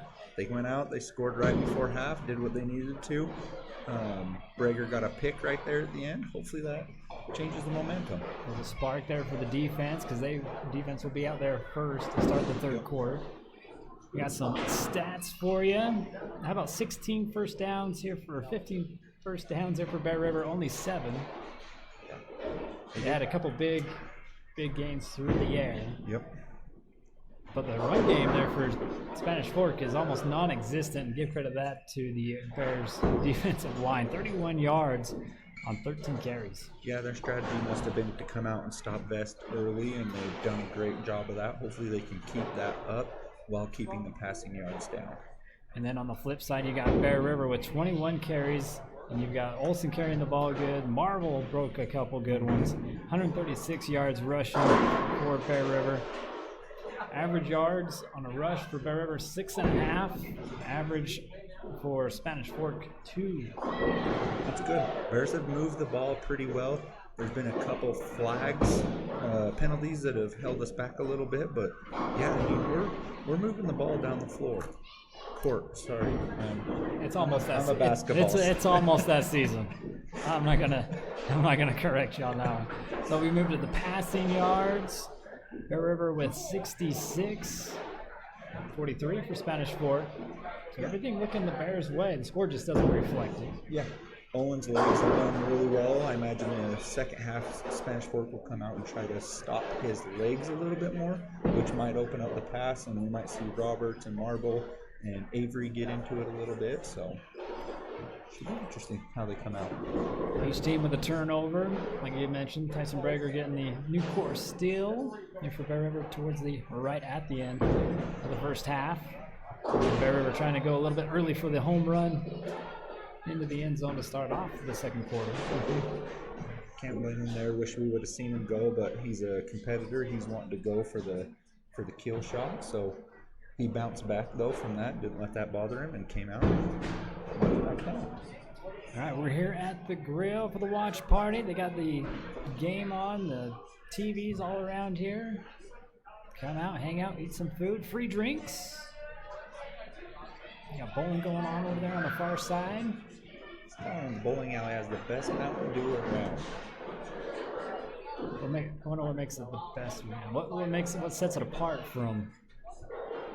Well, their food's good, but when you come here, their Mountain Dew just sets the food a little bit higher, I think. I don't know what it is, but them and JC's, the best in town, right there. Well, again, come out and enjoy the watch party. It's going to be a good one. 10-10 at halftime. We got your first half highlights coming up right here. Don't go anywhere. 15 here for the Bears. On the ground. This is Owen Olsen right up the middle with a huge hole. Breaking the tackle. He's going to bring this 42 to 30. Second and 16. Yeah. No quarterback keep.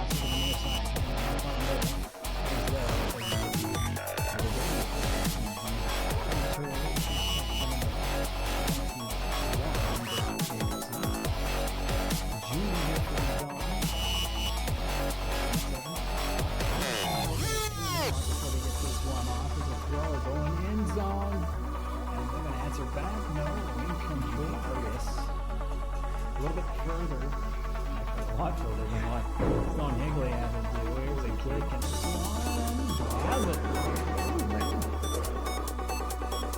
Got a 43 Gonna yard. keep her. He's gonna get another front range scoop first down for Owen Olsen. They're kind of keeping them in. Just like everybody predicted, there's a handoff. Up middle. Oh, here we go, Wade. Good run into the 30 and the Spanish Fort. Olsen keeping it again, running here to the near side, to the Marble.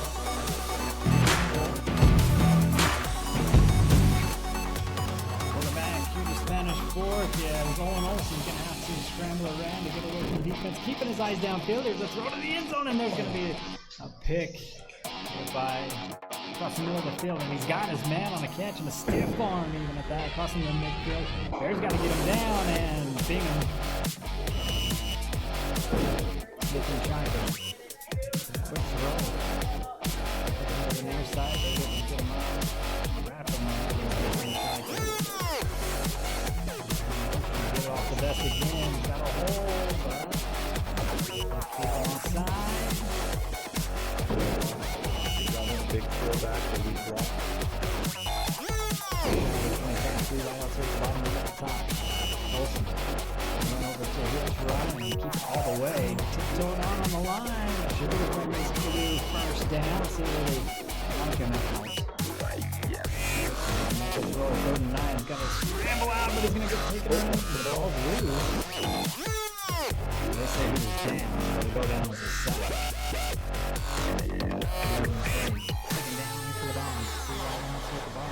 Ball's loose. Broken play. I thought that would go to the air. Olsen. Throw it out far side. He's got his man, and it is complete. Here, Jace Roberts. There we go. Get a positive. Down here at the bottom.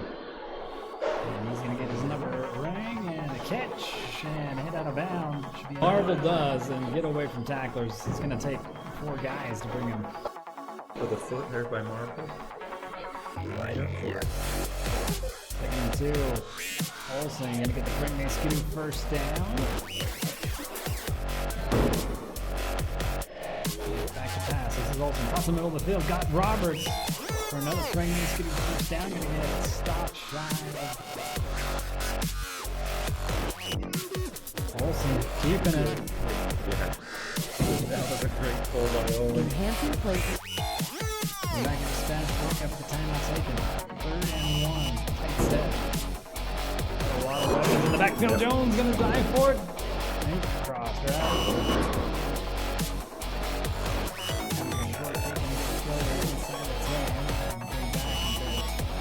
Going down with the forward.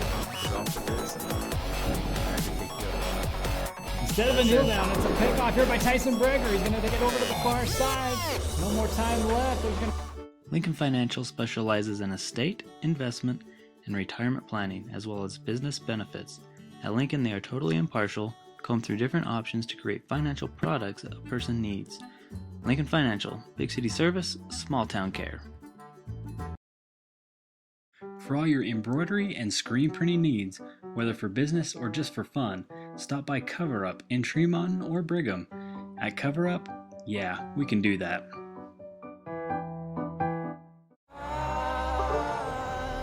Let me be free. Let me be free. Let me be free. Let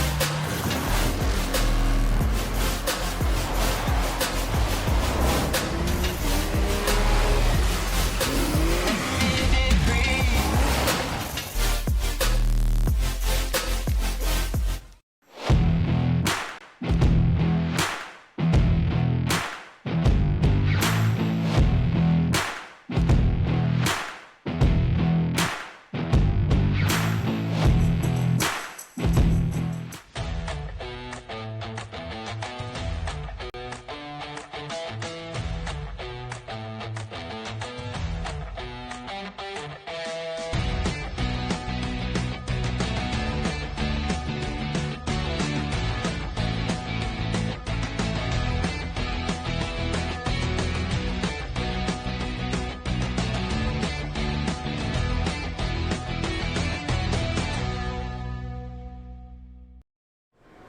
All right, now we'd like to welcome Jardy Nesson to the call. He's going to give us our Nucor Steel plug and then give us his thoughts on the game so far. Yeah, I'd like to, number one, give a shout out to Bearville Live. Just thanks for having me come on out. I know we've tried to connect a few times earlier this year. The schedules haven't really worked, so thanks for your patience. But yeah, I'd like to give a little shout out to Nucor. I've been at Nucor for just about a year. Nucor, we're the largest steel producer in North America, largest recycler in the Western Hemisphere, and honestly, just out of all the companies I've worked for, by far the best company that I've ever worked for. They take care of their people. Earlier this year, I got to give a shout out. My little girl got pretty sick, ended up in primary children's for a couple weeks, and there's a lot of companies that talk about taking care of their people, but Nucor really took care of me, took care of my family. Allowed me to stay down there and be with them. So, outside of the work, because it is some tough work for sure, but they take care of their people. They pay extremely well, and the good thing about Nucor, maybe some of the other companies around the area don't have, is that if you do your job today, you're going to have a job tomorrow. Nucor is not going to participate in any layoffs or anything like that. So, if you ever have any interest in joining the steel industry, go ahead and reach out to me. And I'll get you a little plug and for sure get you set up with somebody that can get you an interview at least. But Nucor, they're a big supporter of the community as well. Can't not mention that. I think I was able to donate. I was able to participate in the donation of close to $25,000 in student grants to teachers throughout Box Elder County. They're a massive supporter of the fair. I believe they purchased close to $150,000 worth of livestock that the youth present in northern Utah, not just at our Box Elder County Fair, but several other fairs as well. So, not only just a stellar employer, but an overall massive supporter of us here in northern Utah. So, I love Nucor, and like I said, if you need any help getting a plug, go ahead and let me know. I'd be more than happy to help out. All right, we enjoy having Nucor Steel being one of our sponsors. Like you said, a great supporter throughout the whole community. And thanks for coming on. Yeah, it's great to be here. Thank you. Thanks for bringing me out. Wade, what do you think of the game so far, man? Oh, man, it's been neck and neck. A couple penalties here and there for the Bears. I wish they could pull those back a little bit, and then we'd be in a little better situation, I believe. But I'm liking it so far. Yeah, I think the one good thing about the Bears season this year is that there really hasn't been a game I don't feel like they haven't been in.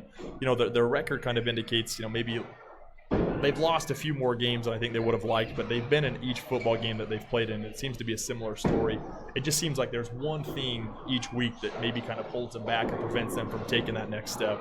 That's the biggest thing this season that I think Coach Waite has put a lot of pressure, but has emphasized is that these kids have no quit in them. Okay, they come out down a couple touchdowns against Skyview. They fight back within 1 point and get it down to one play. I mean, that's huge. Other years past, I believe we come out second half down 2 touchdowns, and the crowd just out of it, and everybody's out of it. Not these boys. They've been able to fight back. Yeah, and I think that kind of speaks. I think it's kind of getting back to Bearville's roots for sure. I think we're a very hard-nosed, tough-nosed community. As we get back here to the third quarter, the Spanish Fork had a pretty good return there, out to about the 30. But going back to the character of these kids, having watched all these games, I mean, there's no quit, and I think if we can get a win here, I think Skyview's going to be sweating a little bit coming into next week, just judging off how we played them the last time, especially. Yeah, and like I said before earlier in the broadcast, some of these boys, they want that one back, and we both know that feeling of a tough loss coming back, and we get another chance at them.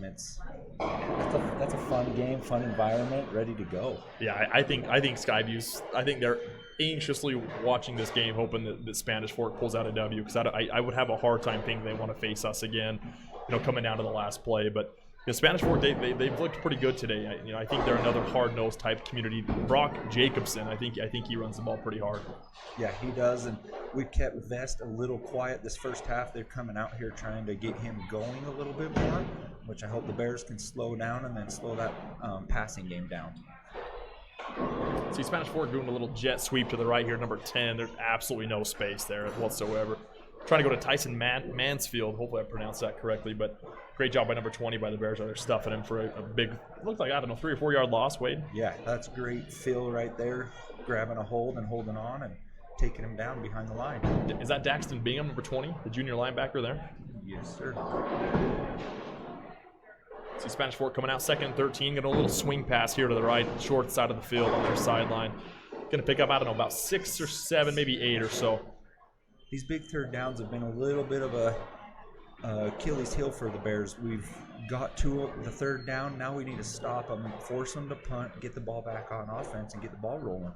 Yeah, Spanish Fork, having watching the first part of the game, they've been a little bit aggressive on fourth down, so I would not be surprised if it's going to be 4-down territory for them. But yeah, coming out 3rd and 5 here, working out of the shotgun, you got trips right, a lone receiver on the far left. The receiver at the top on the Bear side, I don't think he knows what the play is, to be quite frank. They're not even looking his way. They're going to take a deep shot here. Got a man, connect, and they are going to connect. Yeah, you can't let them get behind you like that. Unfortunately, Bears was set up there in a good position, good down. We could not let them get behind us for that big gain. Yeah, I'm not sure what coverage we're in. We'll take a look here. I'm not sure if we're going cover 1 there, but yeah, that's tough on a 3rd and 5 when you go trips right at the short side of the field to get beat deep on the sideline like that. And honestly, really good ball here by the left-handed quarterback from Spanish Fork, but yeah, that's a tough play for the Bears there. It's hard when Vest is sitting back there in the backfield. You don't know whether he's going to hand the ball off and he's going to get that first down or they're going to go for it. Yeah, Vest has looked pretty good so far. Let's see. That's going to bring up, looks like 2nd 8 there. Pretty good stuff by 76 from the Bears. Good job checking that offensive lineman there, making a good play. Mr. Pove, Deegan Pove. We've been in the backfield a few times. That play that ended the good tip there. Good play right there. That's Spanish Fork with a little bit of a run-pass option there. Try to catch a sleeper. Caleb Korth does a good job sticking his nose in there, deflecting that ball out. Good job by Korth right there, breaking that up. Great coverage.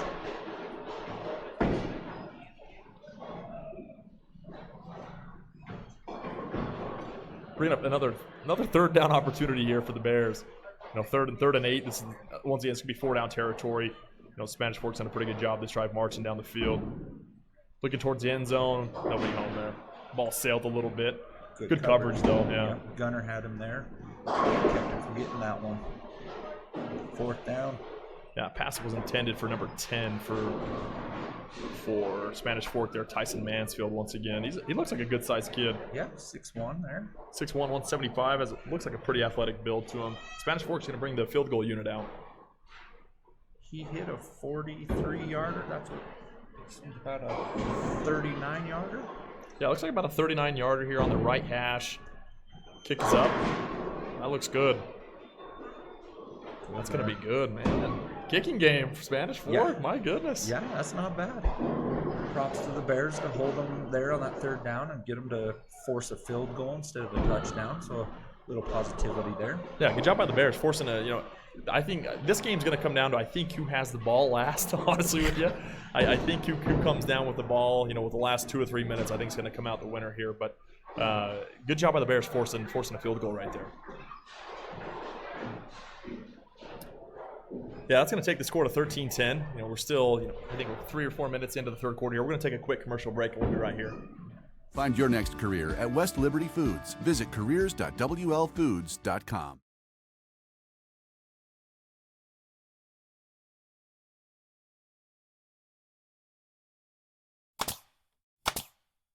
For all your project needs, shop at Greer's Hardware. Happily serving the community since 1976. Welcome back, Bear fans.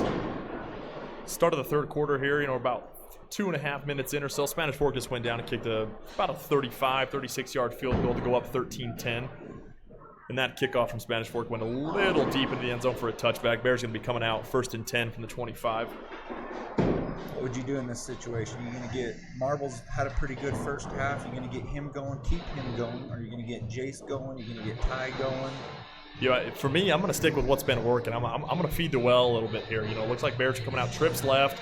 They're going to run a little speed option look to the right-hand side. Owen's going to tuck it up in for a good 3 or 4 yard gain. I'm going to feed the well. I'm going to go with what's been working. Whether that's keeping going to Marble or maybe get Jace Roberts involved. It's hard to stay away from Jace, though. Jace has been the workhorse for him. So what do you think, Wade? Owen's legs are right there. They're going to keep the ball in his hands, keep him going downfield, and his legs can get you a lot, and that might open up Jace or Marble downfield. Owen's dropping back here, going to be rolling out to his left. Going to go back across the middle. He's going to find Jace Roberts. Looks like going to pick up 1st down. good job by Jace Roberts. Seems like he always finds grass. He's a competitor. He finds that open spot. Owen knows where they're at, and he hits him. I don't want to compare him to Gronk, is a bad comparison. But Gronk always had a nose for the football. Wherever Gronk was, Tom Brady seemed to know. And when a big completion was necessary, Tom Brady was always going to Gronk. And it kind of feels the same type of relationship here between Owen and Jace. I really like that comparison, to be honest with you. Two high competitors out there working together. Ooh, Owen took a big shot right there, right to the chops. Looks like he's going to wear it off just fine, though. But, maybe got a little bit under duress. But what good improvement there from Owen getting rid of the ball. Sometimes this year he's held on to it maybe a little bit too long, gotten a little bit of trouble. But good job there, just throwing it away. Live to play another down. Don't give up anything too big. It's going to bring up 2nd and 10 here for the Bears. But no, I really like the connection between Jace Roberts and Owen Olsen. It's pretty dynamic, and it's been pretty reliable, if you will, throughout this year. Yes. Owen's going to pull it. A lot of grass. He's going to go for a while. Big gain. Absolutely big gain. Good job by Owen Olsen. What do you think of the read right there, Wade? I love it. He's been pulling it a lot this game. They've been honing in on Ty getting that handoff, and Owen at the last second pulling it. There's a big old hole there, and man, he hits that thing going full speed and takes 3 dawns to take him down. Great blocking up front as well. There was a big pancake we saw right there on that replay, but good job by the offensive line up front. But I like what they did bringing Talon Marble in front in motion and snapping the ball just as soon as he crossed Owen Olsen's face. And that does a couple things. That makes that defensive side on the other side where Marble's shifting into on the motion play honest. That's just a very good play call, good play design. And a big-time read by Owen Olsen. Yeah, you have to respect Marble coming across there, because if they handed him off going over and he gets a corner, he's gone. There he goes again. There's a little bit of run-pass option there. He's going to stay up. He's going to score. Touchdown, Bears. There we go. That's big time. What a big response back from the Bears right there. Coming out, Spanish Fort goes down, kicks a pretty long field goal for high school, and the Bears go right down their throat. About 2 minutes and punch it in? Love it. Owen's legs got him into it there. Jace got into that one a little bit, and then Marble finished him off. Marble's another one of those old reliable type players. It seems like every year there's a Marble on the Bear football team that's a massive contributor for the last decade. But that was nothing but more than just a simple run pass option, and a Talon Marble doing a lot of work on the backside of there after the catch. But that PAT is going to be up and good. It's going to take the score to 17-13. Bears looking good, Wade. What do you think so far in the second half? I love the way they came out there. They held them to a field goal and then came back, got the ball, and they marched right down the field and broke tackles and did things that they needed to and put it in there. That's going to take the score to 17-13, Bear fans. We're going to be back here after a short break. Talon Marble, with about a 20-yard touchdown there, breaking a few tackles, and we're in a good spot right now. Let's see what the defense can do when we come right back. We're actually going to come to you guys and let you talk about the Mini Bowl that's coming up tomorrow. Wade, want to take that away? Right on. Wade, what do you think of the Mini Bowl tomorrow? Oh man, I'm so excited. I'm played in a few big games myself, and having a kid in it and being able to coach these kids, it makes it all the more exciting. I mean, nobody deserves it more than these kids. They put in, even in 5th grade, the hard work that I've seen them put in, and the love that they have for each other as teammates. I mean, it is exciting at that age to not care who scores, not care who makes the tackle. It has been so exciting to be a part of that, and I'm super excited to see it. Man, this will be one of the first times a Bear team has played for the Mini Bowl in a long time. I think this year we have several age groups that are playing in it. I think one maybe has already won some form of a tournament, but that's exciting for the future of Bear football, definitely. Going back to the state championship teams, which you were a part of, Wade, a lot of those teams growing up played each other in the Mini Bowl. And I think it speaks volumes to where the football program is going. Having a lot of young guys bringing up these young studs, if you will, dedicating a lot of time, and I think the future of Bear football is very bright. So I do too. Coach Waite has been awesome with the youth, and he's trying to get more of the youth involved. And anytime we text him and need something, I mean, he is right there answering back whatever we need, helping us out with formations. He watches all the games that they're at home, and he's done a great job. And I think he sees the success coming in, and I think the success from this year. Oh, interception. Brody Miller. Keep going, Brody. Take it all the way back. Good block there on the outside. Big play by the Bears. Interception. That's another New Core Steel takeaway right there. Brody Miller, what a play. That's going to be 1st and 10 for the Bears inside the 30. Inside, yeah, that's exciting for Brody. I hope the Bears can keep this ball rolling, keep the excitement going towards them. That was a great read by Brody there. Good job by Brody and getting some yards after the pick as well. Good job by the Bear for defense, picking up some blocks, allowing him to get some additional yards. But yeah, that's going to be Bear for football inside the 30. And man, if I'm Spanish Fork, I'm sweating bullets right now. This Bear for offense, they have a good chance to put this game away. Love the unselfishness that everybody's seen Brody have the ball in their hands, and they all started blocking for him. Owen's going to take a shot. He came down with it. That's a free play. That should be a touchdown. Let's see what the call is. I think they're going to say he's out of bounds. That should have been a free play because the Spanish Fork Dons had somebody running off very late, a big D lineman, and I don't believe he got off the field. So that should have been a free play. Shouldn't necessarily have been blown dead, but I think we're going to have offsides or 12 men on the field. It's going to be a 5-yard penalty on the Dons. Let's see what the call is here. Yeah, legal substitution, what the call is going to be. Going to replay the down. I'd like to see that be a free play, if you will. Heads up by Owen, at least throw into the end zone there to Jace Roberts, but probably should have been a free play. It's going to bring up 1st and 5 for the Bears, though. Nothing hurt, no damages, but man, the Bears got a chance to put the game away early here in the second half. Little RPO action again, back to Talon Marble. He's going to have a chance to get in. Touchdown, Talon Marble. That's the second time now we've seen him break a few tackles and push himself into the end zone. We talk, Wade, about what would we do in this type of situation? Just feed the well. If something's working, run it until they stop it. Stay within yourself. But man, I love to see the Bears put 2 big scores on the board here in the first 6 minutes of the third quarter. Yeah, Marble's one of those players. You just keep feeding him, and he's just going to keep eating. If it ain't broke, don't fix it. I mean, that's what I'm going to roll with here for the rest of this game. Bears going to go for 2. Looks like they're going to punch it in. They kind of go with that Daffy Duck look. I'll be honest, I'm not the biggest fan of it.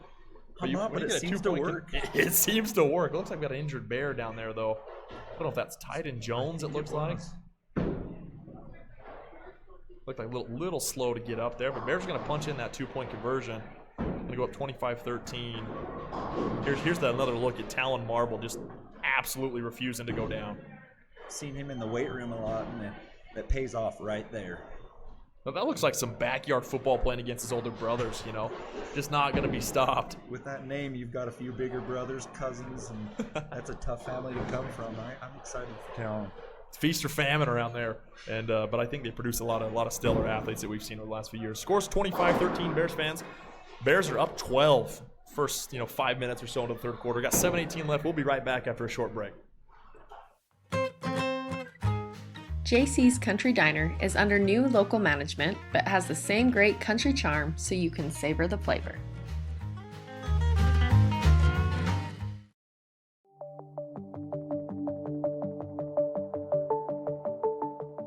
Rudd Funeral Home is there to serve your family in your time of need.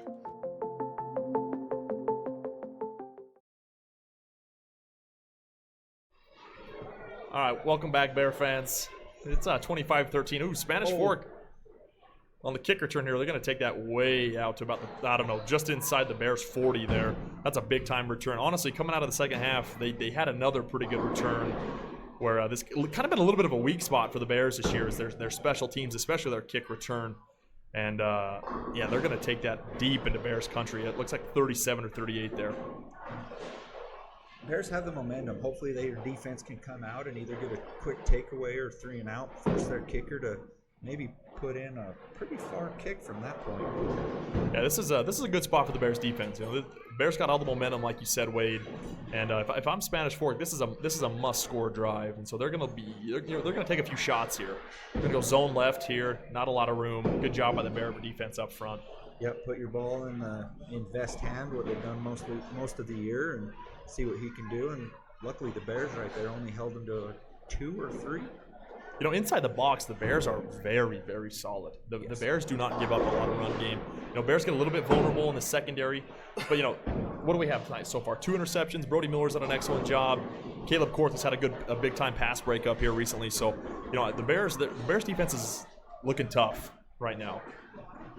Going to drop back to pass. It's going to be a completion down to about the 18-yard line. Pick up first down there. Number 28 for Spanish Fork. That's just a good find by the Dons. They found that seam and that hole and quarterback stepped up and hit him. Yeah, left-handed kid. Honestly, he throws a pretty good ball downfield. I will say he it looks like he makes good reads. You know, doesn't make. I mean, he's thrown 2 interceptions, and I'm not making the best reads by any means. But Don's going to come out with a little bit of a screen pass to the right here. Not going to pick up much, maybe a yard or 2.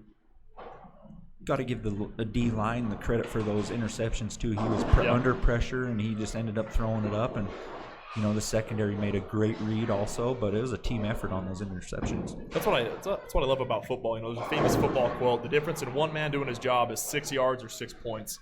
You know, and there's so many things that go into a turnover. You know, the one guy gets credit for the interception, but like you said, most of the time there's either pressure from a D line or from a blitzing linebacker. It requires the other DBs covering their men. You know, that's what I love about football. It's the ultimate team sport. Yep. One guy gets the credit, and they all just take it.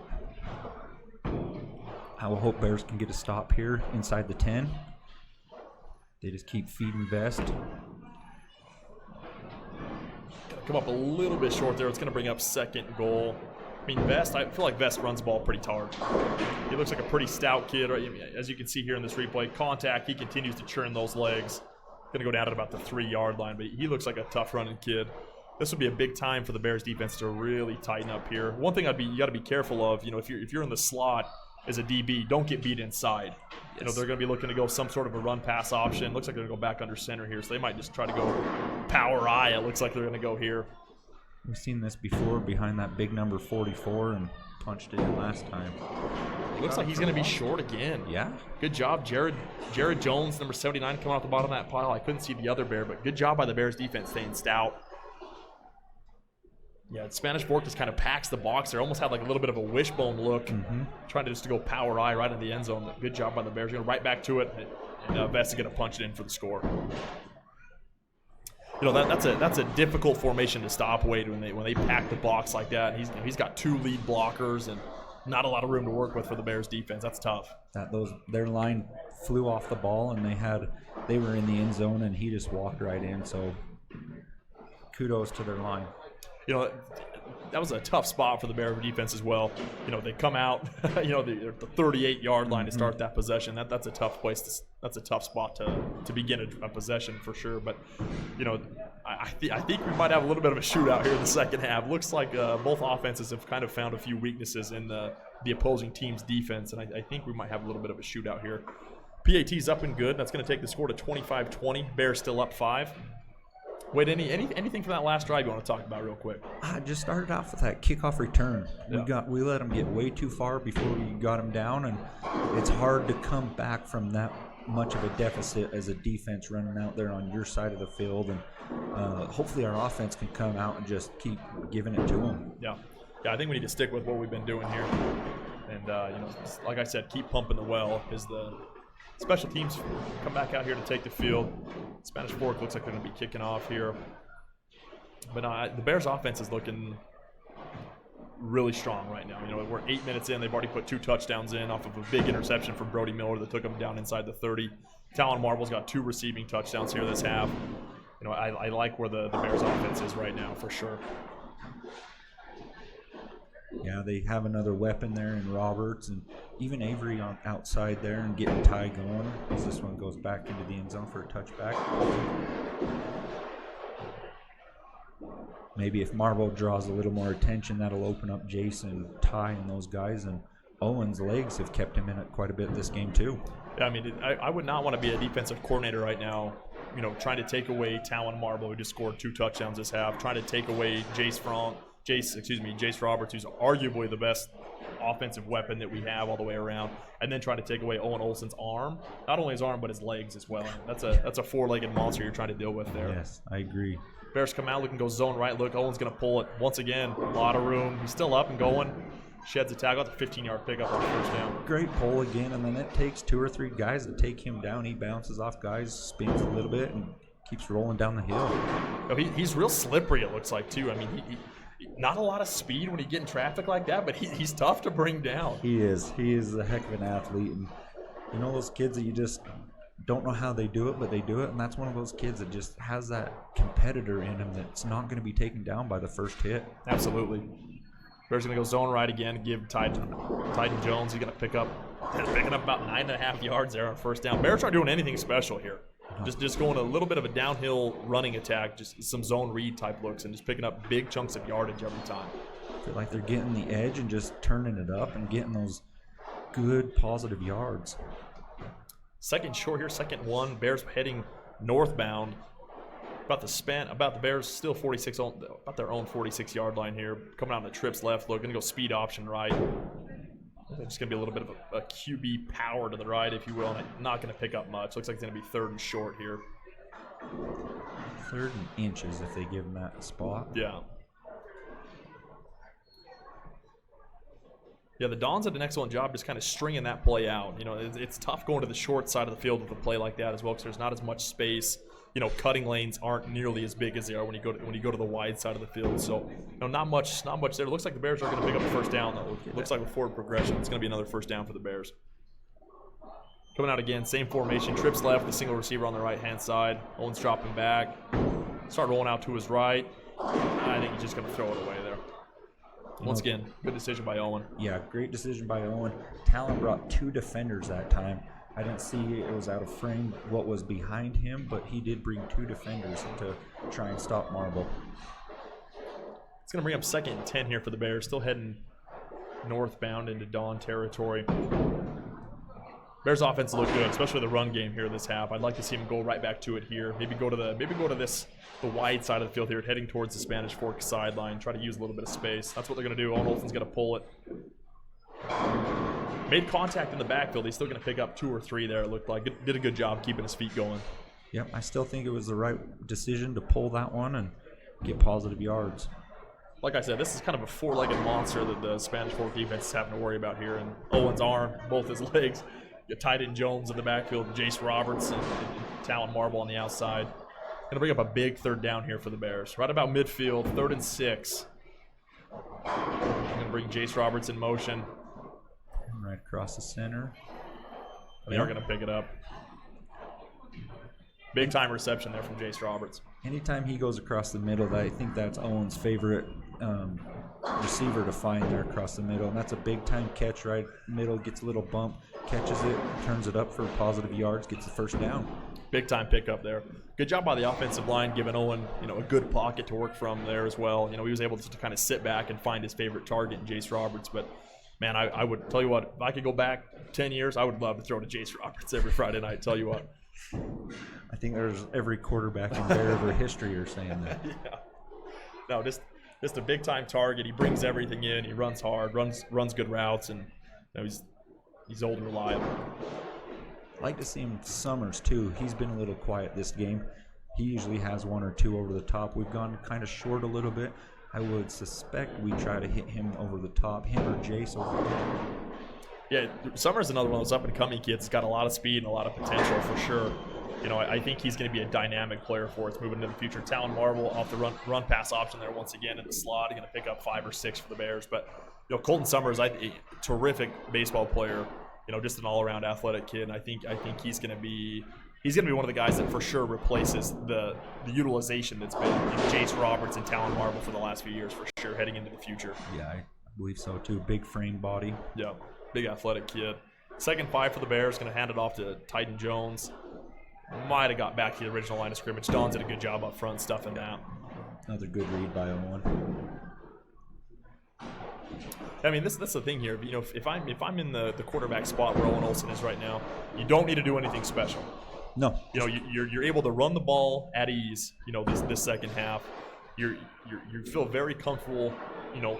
Dropping back and throwing passes. Nothing special needs to happen here. Just stick to what you know. Stay within yourself and just play each play. Under heavy pressure, he's drifting way back. Got to get rid of it here. Looking for a target. Looks like it's going to be an incompletion. Looking Talon Marble's way right there on that 3rd and 4 pass. Don's brought the house right there, Wade. Owen shifty. He got out of there quick and was able to keep away from getting sacked and almost got up to the line of scrimmage. Seen Talon sitting there and just unfortunately a little low. Under some duress there pretty early. Looks like the Bears are gonna stay on the field here for this 4th and 4 down in Don's territory. See what they're coming out here. The Bears are gonna go trips left here. Colton Summers all by himself on the Bears sideline. Drop back to pass. Looking for a deep shot. He's got him. Touchdown, Bears. There it is. There it is. Short, over long to Jace Roberts. Man, if I'm the Spanish Fork Dons defensive coordinator, I'm ripping my hair out right now. You got 4th and 4, opportunity to put the Bears, to stop this big-time Bears drive that they have, and they beat you over the top for 6, Wade. How do you stop it, though? You got Owen's legs, you got Ty's legs, you got Marvel coming across the middle there. And like you keep saying, that's a hard stop to do. Yeah, I mean, you're worried about so many different things from an athletic perspective. You know, plus the Bear offensive line that's honestly kind of been able to handle the defensive front of the Dons all night. You know, but man, that's a big time play for the Bears, and I love to see it. 4th and 4 for 6. Yep. That PAT is going to be up and good. It's going to take the score to 32-20. Bears up 12. What do you think, Wade? If they can keep this ball rolling, you know, after this kickoff, put the Dons in bad field position, we'll be in a good situation. All right, Bear fans, we're up 12. We're going to take a short break. We'll be right back after this. Don't go anywhere. And again, I think we'll keep it here and talk about some of our sponsors. We just want to remind you guys that we are here at the bowling alley and grill. They're offering their menu, so come on down, get some food, watch a game. Drinks are free. And then, have you guys heard of the Danzy's Haunted House? Because that's coming up too. Have you guys ever went there? The Danzy's Haunted House? I have not. This is the first I've known about it, but I'll take the kids to it. You know, I'm kind of a chicken when it comes to scary things, Wade. You know, spooky things are spooky to me, and but I'll give it a shot. I've never heard of the Danzy Family Halloween, but you know, Taylor and I will for sure give it a shot. Yeah, we'll go there for sure. It's for a good cause to take donations, food pantry. They donate all the money, all the food to that. So check it out. What an awesome cause. Yeah, go ahead and check that out. We've got a great community.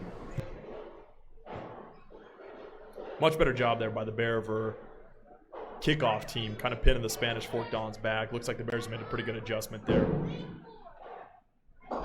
Bears up 12 in a good spot. We're winding down to the third quarter here. Looks like Bears going to be going up 12 heading into the fourth. A perfect spot for the Bears. Looks like I'm going to put a football right in front of the camera lens there, you know, so I don't have a super good view of the field. But we got 1st and 10 coming out here for the Spanish Fork Dons. Looks like they're sitting about the 27-yard line or so, coming out the trips right. Look, they're going to go deep. First play, great coverage by Caleb Korth, number 30 there, getting a deflection out. Great coverage there. You know, Coach Rass always talked about, that's Jackson Tyre.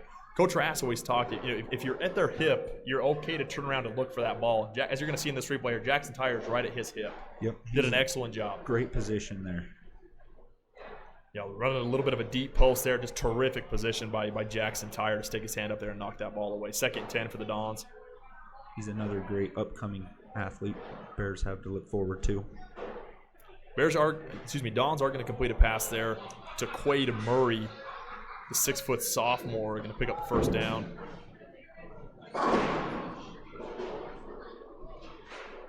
Good step up by their quarterback and wing that thing over to him. Yeah, McKay Smith, that was a very good step up to the left-handed kid. They're taking another shot deep, man. They got a man. They got number 20. He is going to score he's going to put it in. Maybe I spoke a little bit too soon saying we're going to go up 12 heading into the fourth quarter, but that's a very quick scoring drive right there for the Dons.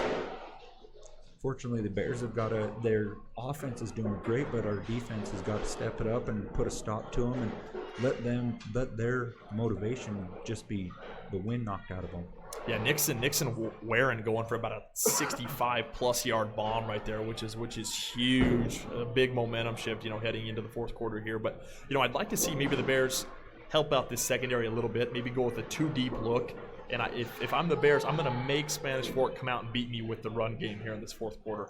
You know, we're a little bit vulnerable on these deep shots, and I think that's why Spanish Fork continues to go to them. But I think I'm going to stick 2 safeties over the top and just nobody gets behind you type of look and make them beat us in the run game. I think you're right. Vest hasn't done a whole lot, even though we know he is capable of doing it. We've held him quiet, so now we got to quiet down those wide receivers. Yeah, that's a 60-yard bomb there to Nixon Warren for Spanish Fork, and that's going to tighten this game up here just a little bit. Definitely not what we were wanting to happen, you know. now we're going to be going up 5 heading into the fourth quarter, but you know we're in a good spot still. Offense is moving the ball extremely well. Unfortunately, just on defense, giving up some big plays. Jessica, can you tell us what Mrs. Coach Waite's prediction was, she's on cue for it. Yeah, she predicted a 37-35 Bears win. She's right on line there. She might be pretty close. She's pretty She close. might be pretty close. She might have been watching a little game film this week. Bears up 5 here. Spanish Fort getting ready to kick back off to us. Going a little squib kick action here. The ball is going to be out of bounds. Bears going to get good field position here heading into the fourth quarter.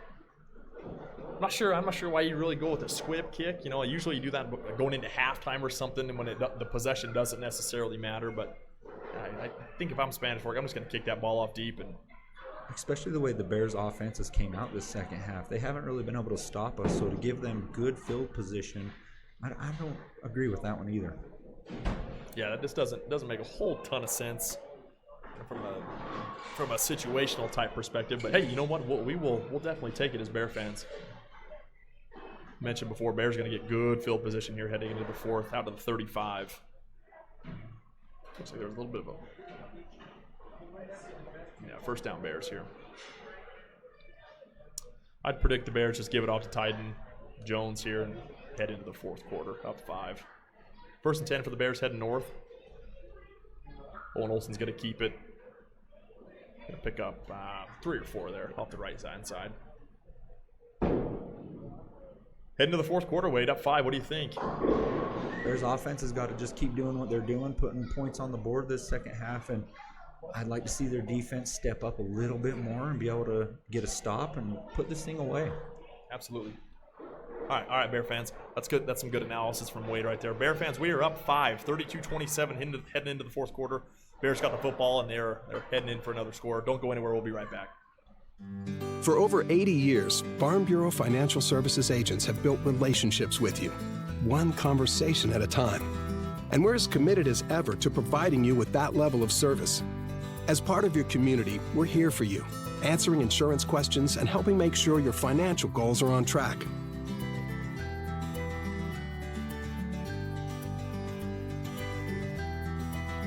Farm Bureau Financial Services. It's your future. Let's protect it.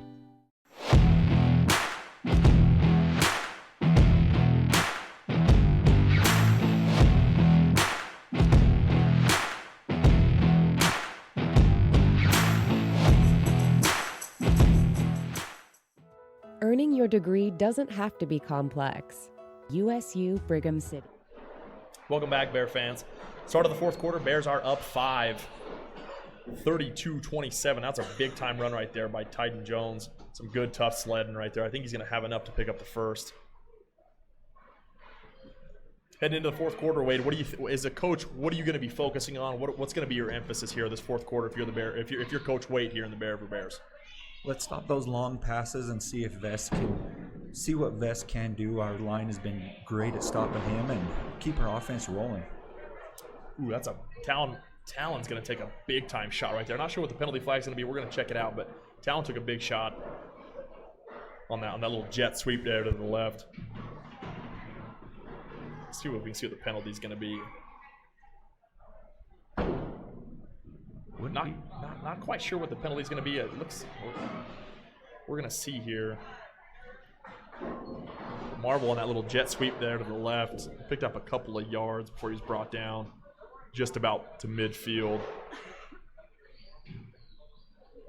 Ref still looks like it's going to be a penalty against the Bears. The way that going to be a holding call. I don't know if I agree necessarily with where the official that was looking through the flag. I don't think there was anybody even remotely in the area. But it's going to be a holding penalty. It's going to back the Bears up. Kind of been a little bit of an Achilles heel for the Bears. You know, you get a good march going, get a good possession heading, and a penalty flag seems to come out, which can stall the drive. Yeah, that first half we kind of had a few flags that brought us back, brought the tempo down. And that third quarter, we didn't have any, and we just kept marching down the field. So hopefully we can tighten that up and keep the fourth quarter going like the third quarter was. You know, I've got to give a quick shout out to all the Bear fans out there that tune into these games. You know, I think there's a particular Zundel family that's had a handful of studs go through the program that are up hunting with Starlink right now, checking into the game. So I got to give them a shout out. You know, just some former Bear football legends, and I believe Garland Munns and a handful of other ones are turning in as well. But It's going to be an incomplete pass there. Owen just getting rid of it. It's going to bring up 2nd 20 for the Bears. But, I like what you said. If my focus going into this quarter, if I'm Coach Wade, is I got to take the deep ball away. Coming out with Spanish Fork, they've been attacking the secondary, and I think they see something as well. And if I'm going to make Vest beat me on the ground before I allow them to beat me in the secondary on the deep ball. 2nd 20 for the Bears, coming out with the split look. Talon Marvel's going to come in motion in front. Owen's going to pull it and maybe get back the line of scrimmage there. Going to bring up 3rd and long for the Bears. Yeah, they're honing in on that option now, and Owen's legs. Their coach must have said stop the quarterback, see what. I would have gave that one to Ty a little bit, see what he could get on that edge. Yeah, I was always told, Coach Haas, that he also helps out the program. If the man you're reading can make the tackle, that's when you pull it. Yep. And if the man you're reading can't make the tackle, you give it away. Because you have the offensive lineman. The play is designed to go that way in the first place. But I was going to bring up 3rd and long. Again, they're going to bring Talon Marvel in motion to a split look. Owen's dropping back, looking deep. He's going to heave it. Pass is going to fall incomplete there. Looks like it was intended, I would assume, for Jace Roberts on the outside. The kind of game that Owen's having, and the competitor you used to be, I know you wouldn't have handed that one off. You would have pulled it and tried to get a few up there. Yeah, if it's the potentially the last game I'm going to play, 4th quarter of a playoff game, I'm probably going to pull as many balls as humanly possible as well. Knowing Owen a little bit, he wants the ball in his hands. Yes, he does, and he's a competitor, and there isn't really anybody else that I would rather have the ball in their hands. There's Roberts, Marvel, all those guys, but he's definitely a big-time competitor. Yeah, he's the field general for sure. Bears going to have to punt it away down there. It's going to get down to about the 28-yard line of the Dons. Dons going to get the ball back here. So let's see if the Bears make any adjustments to try to take those deep balls away, coming out. I would assume that Spanish Fork, they're going to continue to attack the secondary. I think that's their only path to victory is through the secondary there. So see if the Bears make some adjustments here with about 10 minutes left in the 4th quarter. Yeah, there can't be anything over the top. We can let them chip away a little bit and stop that run, trying to get them into 3rd down and longs, but can't be letting them get over the top on us anymore. Don's coming out, trips to the short side of the field here on their sideline. Going to go just another one of these bubble screens to the outside. Going to get absolutely stuffed. Nothing there. Great job by the secondary of the Bears, shedding through blocks. That's the biggest thing with those little kind of like I hate the little bubble screens, right? But if your wide receiver is able to sustain blocks, they can be pretty lethal. So a lot of credit to the Bears secondary right there, shedding some blocks and not giving up anything. That's an off-season thing. They've been in the weight room. You can see they make that. They go up to block the Bears, and the Bears just push them back into the play. Yeah, get the tackle. Pretty disruptive, absolutely. Under heavy pressure, he's going to go down. Big-time sack, Brody Miller. Good job by Titan Jones. Titan Jones is up there forcing some pressure as well. Pocket closed in on him. Great job by Brody. Brody Miller having a heck of a second half for the Bears with a big-time interception. Midway through the 3rd quarter, a big-time sack right there. Dons are backed up deep now. 3rd and long coming out. 3rd and 16. This is a big-time play for the Bears. Can't give up anything cheap here. Nope. Going to be a short throw. Picked off. Let's go. Picked off, Bear fans. Pick off by Brager again. Tyson Brager. Does he lead the state in interceptions? For a middle linebacker, he probably has more interceptions than anyone. That's going to be a 6th interception on the year. He reads the quarterback's eyes so well. Like that one in the first half of the game. He just sees the ball and goes and gets it. Man, I think 6 interceptions from the middle linebacker position. That's got to be close to a record, honestly. But that's another new core steel takeaway for the Bears, and it couldn't have come at a better time in the 4th quarter, being up 5 points with the Dons marching. Bears are in prime striking position right here to ultimately put this game away early. Yeah, let's go out there offense and put it away. Yeah, I'm sitting at the Dons' 32-yard line here, 1st and 10 for the Bears. Owen's going to drop back here. Looking left, going down the middle here, taking a deep shot. Oh, I think that ball's in his hands. That was so close. I think the turf, number 7 is going to get up and celebrate. He has no reason to by any means. I think the ground broke that ball up, honestly. We're going to see on the replay here. Great ball by Owen. Great ball, great effort by Marble. I think the ground broke that up. I like the shot, though. On the 32-yard line, you're up 5. You just came off a big turnover. I like the shot going to the end zone there by Coach Wade. Good ball, just a little bit out, in front of Marble, who made a pretty good effort on that. 2nd and 10 here for the Bears. Going to bring Marble in motion again. That play's going to get blown up pretty early there. Going to be a 2 or 3 yard loss. Don's brought a pretty good blitz right there, timed it up just right. Bears have been utilizing that motion quite a bit there. And, I mean, that 52 from the Dons just made an excellent individual effort right there. He looks like a big boy. Yeah, he's Britt Nielsen, my goodness, 210. It's a good size fella coming through the line there. I wouldn't want to try to block him. He'd run right through me. 3rd and long here for the Bears. This is a big-time play. Got to pick up some yards. At least put yourself in field goal territory. Owen's going to be changing up the play here. Bears coming out in the trips right look. Got Jace Roberts all by himself on the outside. Owen's going to go to him on a deep ball there.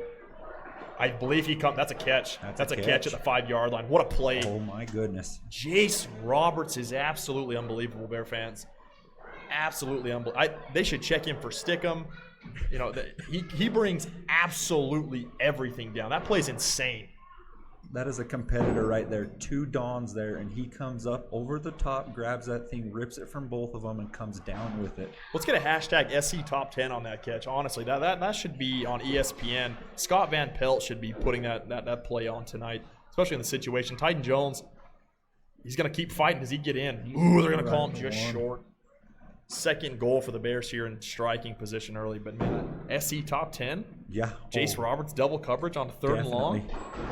Goodness sakes, this is playoff football in Utah, ladies and gentlemen. That's what you love to see. Big-time players making big-time plays in the big-time atmosphere. He was quiet the first half, but you can never count that kid out. Bears coming out here with a little bit of a power look here. The old classic wishbone here on 2nd and goal. This is big on big. This is who wants it more, Wade.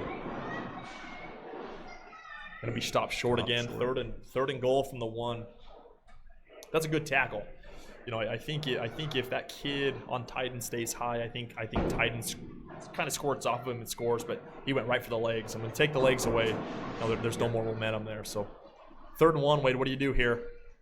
I would go back to Ty, or you've got 3 studs there in the backfield. Hand it to any one of them and say, go get this one. That's a big-time play here for the Bears.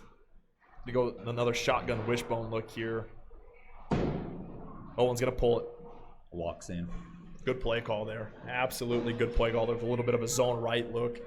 You know, obviously Spanish Fork, they're going to be focused inside the box. You know, they're focusing on both of those A gaps, both of those B gaps. Not as much emphasis to the outside, especially when you pack all 11 players inside the box like that. But I like Owen calling his own number, trusting himself on that 3rd and short and punching it in. Bears go up 11 here.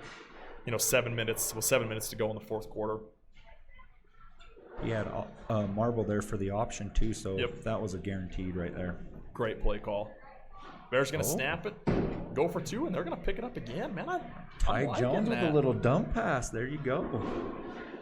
Love the creativity. Bears go up 40-27 here in the 4th quarter. Bears using a little bit of everything here. A little bit of wishbone, a little bit of Daffy Duck. They're simply getting it done. But I mean, I got to go back to that catch by Jace Roberts on the sideline. To me, that's probably potentially a season-saving, a season-extending play right there. We're gonna go back to it here.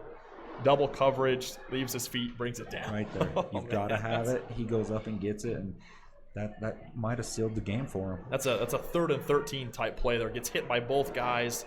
Number 7 comes over the top. What a play by Jace Roberts. What a good ball too. That's a perfectly thrown ball from Owen. That could be a momentum changer. You know, Jace doesn't get that one. Dons get a little momentum going from there. You know, we're not able to cash in on any points, and they start rolling. It could be a different game. I'm very impressed that Jace came down with that one. Bears up 13 here with 7:26 to go in the 4th. Going to be kicking off here back to the Dons. I love where we're at. Offense has made, several adjustments the second half. And it's really been an air raid type of attack it's kind of neutralized the Dons here. That ball's going to squeak out of bounds. There's going to be a flag on the Bears. It's going to give the Dons pretty good field position here. But what have you thought offensively here in the second half, what the Bears have done that maybe they weren't doing in the first half? Well, I think it all started off by going short. We handed the ball off Owen's legs, Ty's legs, short little passes to Jace and Marble, and then breaking it off for the long ones. It's hard to stop when they do that. I mean, Bears have got a lot of threats that they can use, and defensively here, let's just come out and get a stop, get the ball back on offense, and maybe put in another 6. Absolutely. I'd like to see this Bears defense once again, come out with 2 high safeties, especially now being up 2 scores. Yeah. Right before the end of the third quarter, the Dons scored in about 30 seconds. With just balls over the top, and so and it looks like we are going to do that. We're gonna stack a few more people over the top, but they're just going to go a quick little a little pop route there, if you will, pick up 6 or 7 yards on first down. Going to take the ball out past the 40. I'd like to see the Bears, force Spanish Fork to beat them on the ground or beat them on these little, these little nothing routes, if you will. 2nd and 4 here for the Dons. Got a new quarterback in, number 17 as well. That ball's going to be picked off. Another Nucor Steel takeaway. Another Nucor Steel takeaway there. Gunner coming in with a big-time pick. Man, Bears making big-time plays when they need to right here, Wade. Yeah, that was big time. Spanish Fork bringing in another quarterback here. He just looked like he tried to go across the middle. I don't think he knew who he was going to precisely, but man, Gunnar Christensen doing a good job going after and getting that ball. Props to Gunnar. I mean, they both kind of had hands on it. He just came up with it, ripped it away, and said, "No, this is my ball." Yeah, Don's brought in number 17 there, Spencer Tupowu, a 5'9" senior, and not sure what's going on there. Not sure if there's an injury, but Bears going to hand it off to Tyden Jones. Got under 7 minutes to go here in the 4th. Bears up 13, and with a big, long, nice, methodical drive here, the Bears could put this. If they could chew some clock here, pick up a couple first downs, this game's as good as done. Spanish Fork's gonna have to start playing, the time possession game here. Yep. Or they're down 2 scores. They got to use their timeouts effectively here, and if the Bears just pick up first down, the game's virtually over. Yeah, they need to keep marching the ball down a little bit and get a couple first downs here to keep the ball as long as they can. Owen here scrambling. Owen's going to lose a few there. He's going to get brought down the backfield. That's going to bring up another 3rd and long for the Bears. Not too much hurt there. Owen's just trying to make something happen under a little bit of pressure there. Didn't have a lot of receivers, that he could get the ball to there. But it's going to bring up 3rd and 12 here for the Bears. About 6 minutes to go. Even though it was a loss, he did the right thing by holding on to it and going down inbounds, keeping that clock rolling. That's the main thing right here, is clock management. Yeah, got to take care of the football here. The Dons are going to be coming out trying to strip it. They're going to be doing all sorts of things trying to get the ball back. So Bears got to be extra cautious with the ball here with 3rd and 12. Bears coming out the trips left, looking to bring Jace Roberts in motion. Owen's going to let it go deep on the Bears sideline. Jump ball. Jace Roberts once again. Who would have thought? Right at the line, he goes up at a high point and gets that ball. And what an intelligent play by Jace Roberts, knowing where the sticks are as well. It looked like that route, he ran that route about 2 yards deeper than where the sticks were. So wherever he came down with it, it was going to be a first down. And I think that's that Gronk that you called him. I'm telling you, Gronk did the same thing. Tom Brady and Gronk ate a lot of people alive just by doing simple things like that. And that's a big-time throw from Owen as well. Coming from the right hash all the way back to the Bear side, that's a long throw. Marble here up the middle for 15. Pick another first down, man. Those are 2 back-to-back big plays for the Bears that ultimately probably could have sealed this game. But man, Jace Roberts, he's an absolute workhorse and just old reliable. I mean, I've said that a couple times tonight, but when you need a big play, throw the ball up to Jace Roberts, and chances are he's going to come down with it. Props to the line there on that Marble run. They had that hole wide open for him to go through. It's a great job. 5:15 left here in the 4th quarter. Bears up 13 and marching. About the 40-yard line in Don's territory. Going to bring Tyden Jones back into the backfield here. You're going to go just a zone look here. Owen's going to hand it off. Tyden's going to pick up 5. That's all the Bears need right here. Just short little pickups like that. Nothing negative, no turnovers. And the game's as good as done. 4 or 5 yards. Eat up clock. Perfect. Good job by the Bear offensive line up front, sustaining some blocks there and giving Tyden Jones a lane to get through.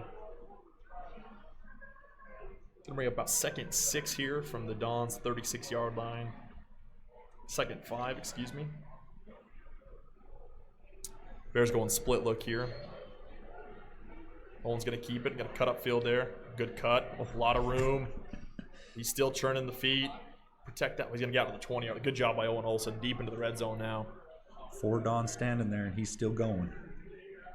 That's just a little bit of grit and determination that not a lot of schools have, I feel like. And I feel like it's something that 99% of Bear football kids have, is that little bit of grit that I wanted just a little bit more attitude.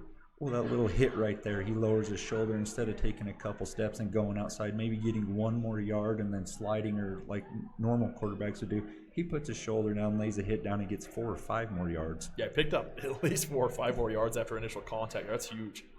Bears going to go with a counter look out to Titan Jones. He's at 10. Gonna get out of bounds about the 4-yard line there. Number 77, offensive lineman for the Bears, did an excellent job getting out in front, leading the way there. It's going to be Nixon Weston. Nixon Weston's quick. Yeah, he's a good-sized boy, strong, quick. That's what you need. Titan Jones at about the 5 or looks like about 6-yard line there. That's going to be first and goal for the Bears. The 6-yard line, deep in Dawn territory. Sub 4 minutes to go here in the fourth quarter. Bears are looking good. Looking to put this game away right now. Talon Marble coming in motion. Going to get off Titan Jones again. Good block there. Ooh, barely got him. Yeah, I mean, if he gets around that tackle, he scores easy. I think Marble gave him just enough push to get him by, but he dropped to his feet and tripped him up. Going to be second and goal here from about the 5. Bears going to slow it down a little bit here, eat some clock. So not terrible that they didn't score, eat up a few more minutes on that fourth quarter clock.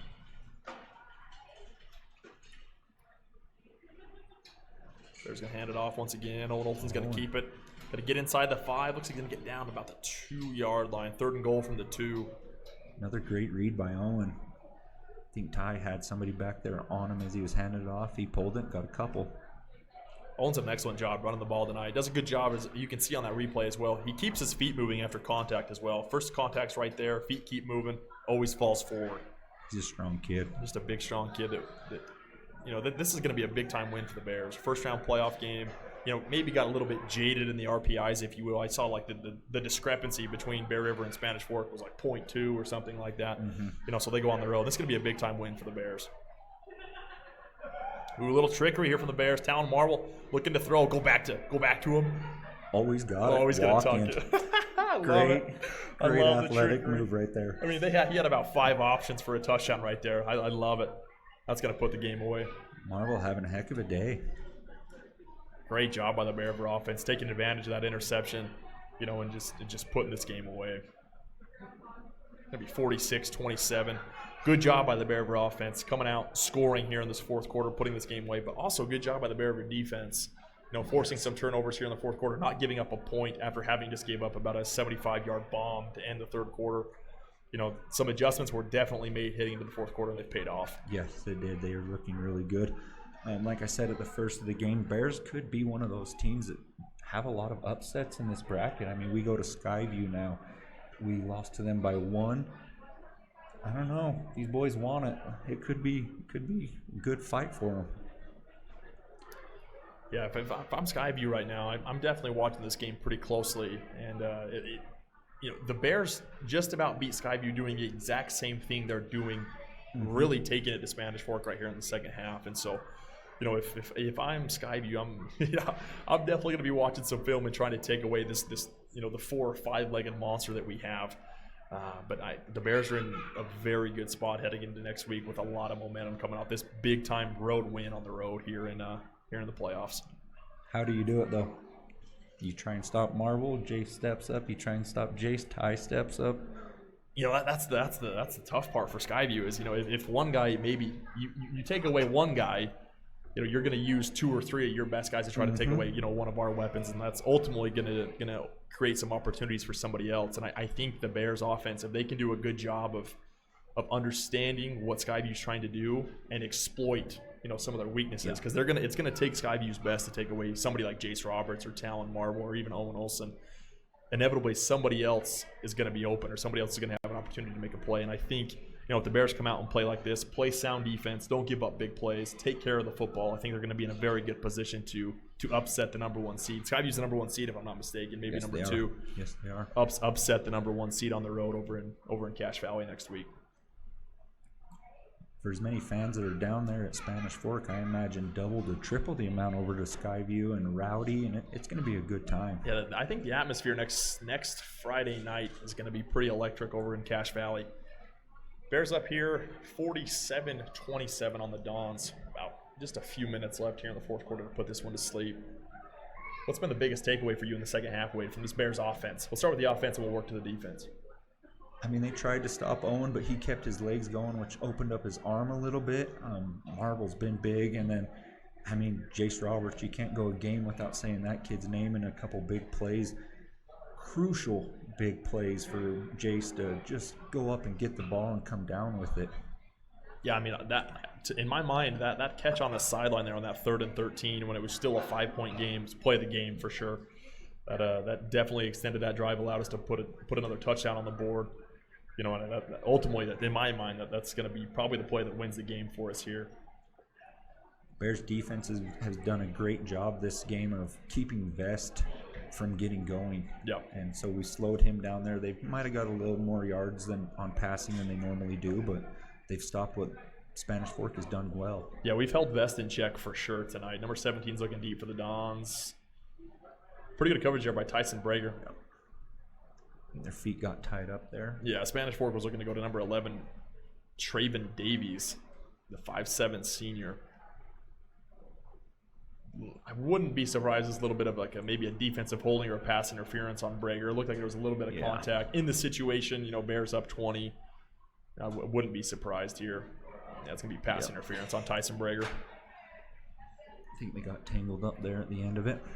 I like the aggressiveness, though. I would much rather trip somebody up and give up a 10-yard, 15-yard penalty than give up a 60-yard bomb 100%. In a situation, you know, so. Yeah, just looking to go deep there. Don's coming out, bringing some motion. They've gone back to that same little motion they run right there. Ball's going to be up in the air. And that's going to fall to the turf. Ooh, little 51, getting a little shove in there on Brager at the end. You want to make sure he didn't have another interception this game. If I'm going to shove anyone, I'm probably not going to shove Tyson Brager. Kid looks like the Terminator. You know, but maybe 51's a little bit more brave than I am. You bring up 2nd and 10 here for the Dons. That's not hard to do, Jardy. You're not wrong. Definitely not wrong. I wonder what happened with the Spanish Fork quarterback situation here. Bringing in this number 17, big time sack for the Bears. Who's in on that? Ooh, throw a flag. Get that kid out of there. That's some cheap stuff. You can't go to pull your flag 53. You can't. He was going to pull his flag. It looks like he whiffed on it, and now he's not going to throw it. But you can't do stuff like that. That's ridiculous. Great blitz there by Gunner. I mean, he's just mad at Gunner for beating him, honestly. I mean, good for Gunner. Gunner keep feeding it.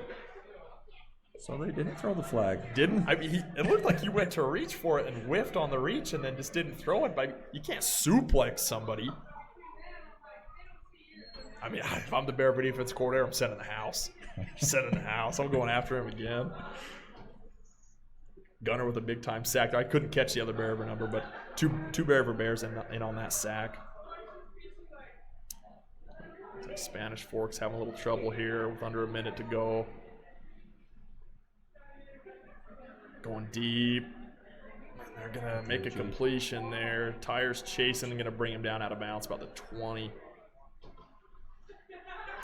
Yeah, I mean, that's I think if there's anything that the Bears can work on, you know, from a defensive standpoint heading into next week, it's gonna be the secondary. It's gonna be the deep ball. Yep. We got beat deep too many times this game, and Skydie's gonna see that and maybe try to exploit that a little bit more. Yeah, that's a 3rd and 21. You know, for like a 35, 45, maybe even a 50-yard pickup there for the Dons with a backup quarterback. You know, so. You know, it doesn't really mean a whole lot now in the grand scheme of things, but, you know, heading into next week, I think the Bears definitely got to clean up the secondary a little bit and take away the deep threat.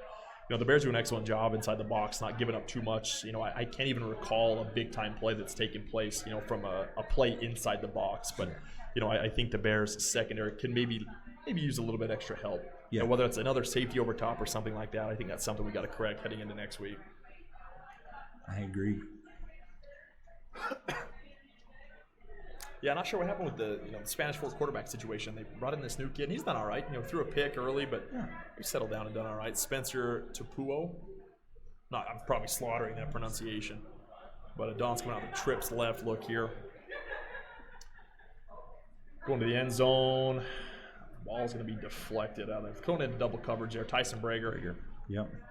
Does he play middle linebacker or does he play like corner? I think he plays everywhere. Yeah. Everywhere the ball is going, Brager is there. Yeah, I feel like anytime the ball's in the air, I see number 1 right there. Tyson Brager with the deflection right there. he's a good kid if you're ever around him. I mean, he's always got a smile on, always good attitude, good teammate. He's a good kid. Comes from a good family as well.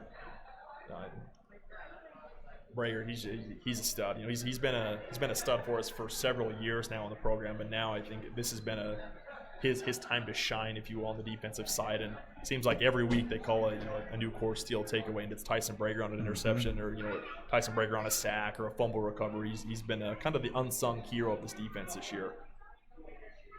Going to the end zone again. That's going to be a touchdown for the Dons. Again, over top, we gotta tighten up on those. Yeah. Yeah, Dons are going to put one in here late to kind of tighten this score up a little bit. Bears are going to come away with their victory here in the first round of the playoffs, but secondary definitely needs to get cleaned up heading into next week. It's going to bring the score to 47-33. Spanish Fork's going to come in here and attempt the extra point. Just 18 seconds left to go on this one. Bears are going to move on, and they're going to play over in Cache Valley next Friday night against the number 1 seeded Skyview Bobcats, who we faced earlier this year. Yeah. Wade, having seen the Bears go against Skyview this year, what's something do you think the Bears are going to try to mimic that they did the first round that they met? First time they met. Toughness. They came out second half, down a couple touchdowns. They did not give up, and I mean, we've just got some competitors on this team that we haven't had in years past, and I believe that's going to be the difference if those competitors can come out and just not let Skyview get going from the get-go and maybe not get down those 2 touchdowns and just take off where we left off. I think Bears will be in a great position. Yeah, I think the trouble with last time is that the Bears, the first time we played Skyview, they made an excellent push in the second half, but it was almost kind of like a little bit of a too little, too late type situation, So I think if this game, they did an excellent job keeping it tight early, and then kind of blowing it open here in the second half. I think if we can hold it tight in the first half especially, we're going to have a very good chance to put Skyview away in the second half, just like we did here to Spanish Fork. I think so. Skyview is going to be ready for us, though. I mean, I think the first time was a little bit of shock of feeling that toughness, that Bear River toughness coming out, and so they're going to be ready for us, but I think we can step up to the challenge, and I think we can take it to them. I mean, anything can happen in high school football for sure, and I would love nothing more than to see the Bears just go on a little bit of a tear here in the playoffs and just rattle a few wins off and go into Cache Valley and beat Skyview next week. That would definitely send some shockwaves throughout the state. I feel like it did a little bit during region too, because then there was other teams that stepped up and almost beat Skyview. So I think Bears going in first game against Skyview and kind of putting that hit on them, put Skyview at not as a big a top dog as they normally are, and said, well, Bears are here ready to play, and Skyview is beatable. Skyview's definitely beatable. Yeah, I think we did an excellent job holding their running back in check last time we played them. He didn't really do too much. That he broke about an 85-yard run the last time we played it, but it ended up getting called back. And after that, I don't remember him really having that big of an impact on the game. And so if we can minimize him, clean up things in the secondary, I think Skyview's going to have a tough time putting the ball in the end zone next week. I think so too. Take away some of our penalties, also clean up a couple holds that we had on some big plays here too. We'll be in good shape. Bears coming out in victory formation here. They're going to put this game away. 17 seconds left to go in the fourth quarter. Colin Olson's just going to take a knee, and that's going to do it here. Bears going to come away with a victory, 47-33. What an effort by the Bear River, honestly by the entire Bear River staff, but especially the Bear River offense here in the second half, just going down, putting this game away. Big time win for the Bears on the road. Big time win. Looking at some of these stats, holding the Dons to 44 yards rushing. That's big time. That's a difference right there. That's a big time. If we take away that passing attack, especially deep plays, looking at their passing yards for the game here, 248 passing yards. 70 of them came just before the third quarter ended. They just picked another 60 here on this last drive. You take those 130 yards away, they're sub 200 yards offense through the majority of this game. And, I think if we clean up some things, in the secondary, I think teams are going to have a hard time scoring on us. Yes. And our rushing there, that's a big time number 2 there by Owen. Using his legs to open things up there for the passing yards too. One thing I definitely got to point out here is, the Bears come away with 4 takeaways, which is humongous. 4 interceptions. The only thing that, the Bears can probably clean up here a little bit as well is, it looks like we have 130 yards of penalties. Which can be devastating. To me, it's pretty impressive. We still put up 47 points and had over 100 yards in penalties. We just had the one turnover here tonight. But one big thing I like to focus on is the Bears were very balanced. We had 464 yards of total offense, 213 in the air, and 270 on the ground. I mean, that's tough to stop. When a team comes out and they're used to throwing for 300 yards or they're running for 250 yards, it's always one or the other. It's a lot easier to stop. But when a team comes out and they're putting up, 250 yards apiece, both through the air and through the ground, that's a nightmare for a defensive coordinator to try to stop. Yeah, it's going to be interesting next week to see what happens. Yeah. All right, Wade. So we put this one to bed here tonight. What's the biggest thing you notice here tonight, heading into next week, and what do you think the Bears can build on? Hopefully their confidence, get their confidence going a little bit. Those big takeaways on defense, big stops, big plays on offense, the rushing game, the passing game. It was all in sync tonight. Let's see if the Bears can keep a hold of this, keep a hold of that ball, and just keep running through the playoffs. Spot on. That's really good stuff there, Wade. Yeah, I think tonight was a complete 48 minutes for the Bears. Obviously there's going to be some things to clean up, but I think they put a full, complete game together tonight. Each side of the ball looked really good. Offensively, we looked dominant. We have 4 turnovers on defense. Of course, a few things to clean up, a few things to prepare for next week, but I think we're in a very good position to go against number 1, the Skyview Bobcats, next week in Cache Valley. Yeah, it's going to be exciting. I hope Bears just make a wreck of the tournament and see how things go. Anybody can beat anybody come playoff time. Big shout out to Bear Live for having us come on. Me and Wade, we could probably talk all night long, but big thanks to Bear Live for letting us come on here. Well, I got one more for you. We know the play of the game. Oh, yes. We got to pick a player of the game. Wade, I'm letting you do that. I'm going to have to go with Marble. He came up big in that first half, and he kept us going, and I feel like that was a little bit of enough to keep us going. I mean, Jace with a big play there at the end, but I think Marble stepped up big time in this game. I completely agree. Coming into the second half here, the first possession we go down, we go a run-pass option to Talon Marble. He breaks a few tackles and scores. A few plays later, Brody Miller intercepts the ball. We go right back to a run-pass option, Talon Marble, and he puts another score in off the run-pass option. So, I think Talon Marble is a very good pick there. Big-time night for Talon Marble on both sides of the ball, but especially on the offensive side. We're trying to keep it here with the KSL broadcast. See if we get Coach Trampus Wade for a post-game interview. While we're waiting, I'm going to throw a big shout out to the Little League program. Fifth graders have got a mini bowl tomorrow at 3 o'clock at Davis High School, and I know there's multiple other teams in the playoffs still playing. The sixth graders play. If you want to go watch some more great Bear River football, go look at WFFL.com and find out what team you want to go watch and go play. But it should be a good day for Bear River after these Bears just won. Yes, absolutely.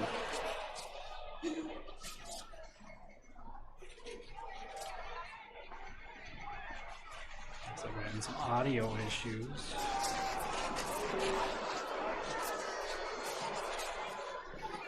It might be on KSL's end.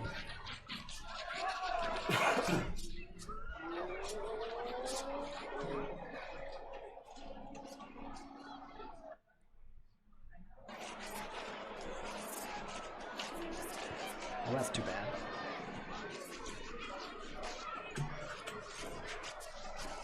Looks like they're giving their player of the game to a Marble as well, so good call on the... Yeah, I had a hard time deciding there between Owen and Marble, and I think Marble got it there, and I was lip reading a little bit there, and I mean, he said it was a team effort, and that's just what kind of kid he is, and that's respectable. And I mean, his teammates are going to watch that and say, you know what, he's doing it for the team. We're going to go out and do something for him, and that's Bear River football right there. Yeah, Coach Jared Miller, Brody's dad, he coaches in basketball a little bit, but he always had a quote saying, the star of the team is the team. Yes. And I love football for the simple fact of it's the ultimate team sport. Talon Marble's the one taking that ball across the end zone, the goal line to get to the end zone, but it takes 10 other people to participate in that same play, doing their jobs and executing at a high level for him to have that result. And so, a lot of credit to Talon Marble. Usually you don't see young kids with that type of maturity, but up around Bear River, you definitely do. So big-time maturity out of Talon Marble.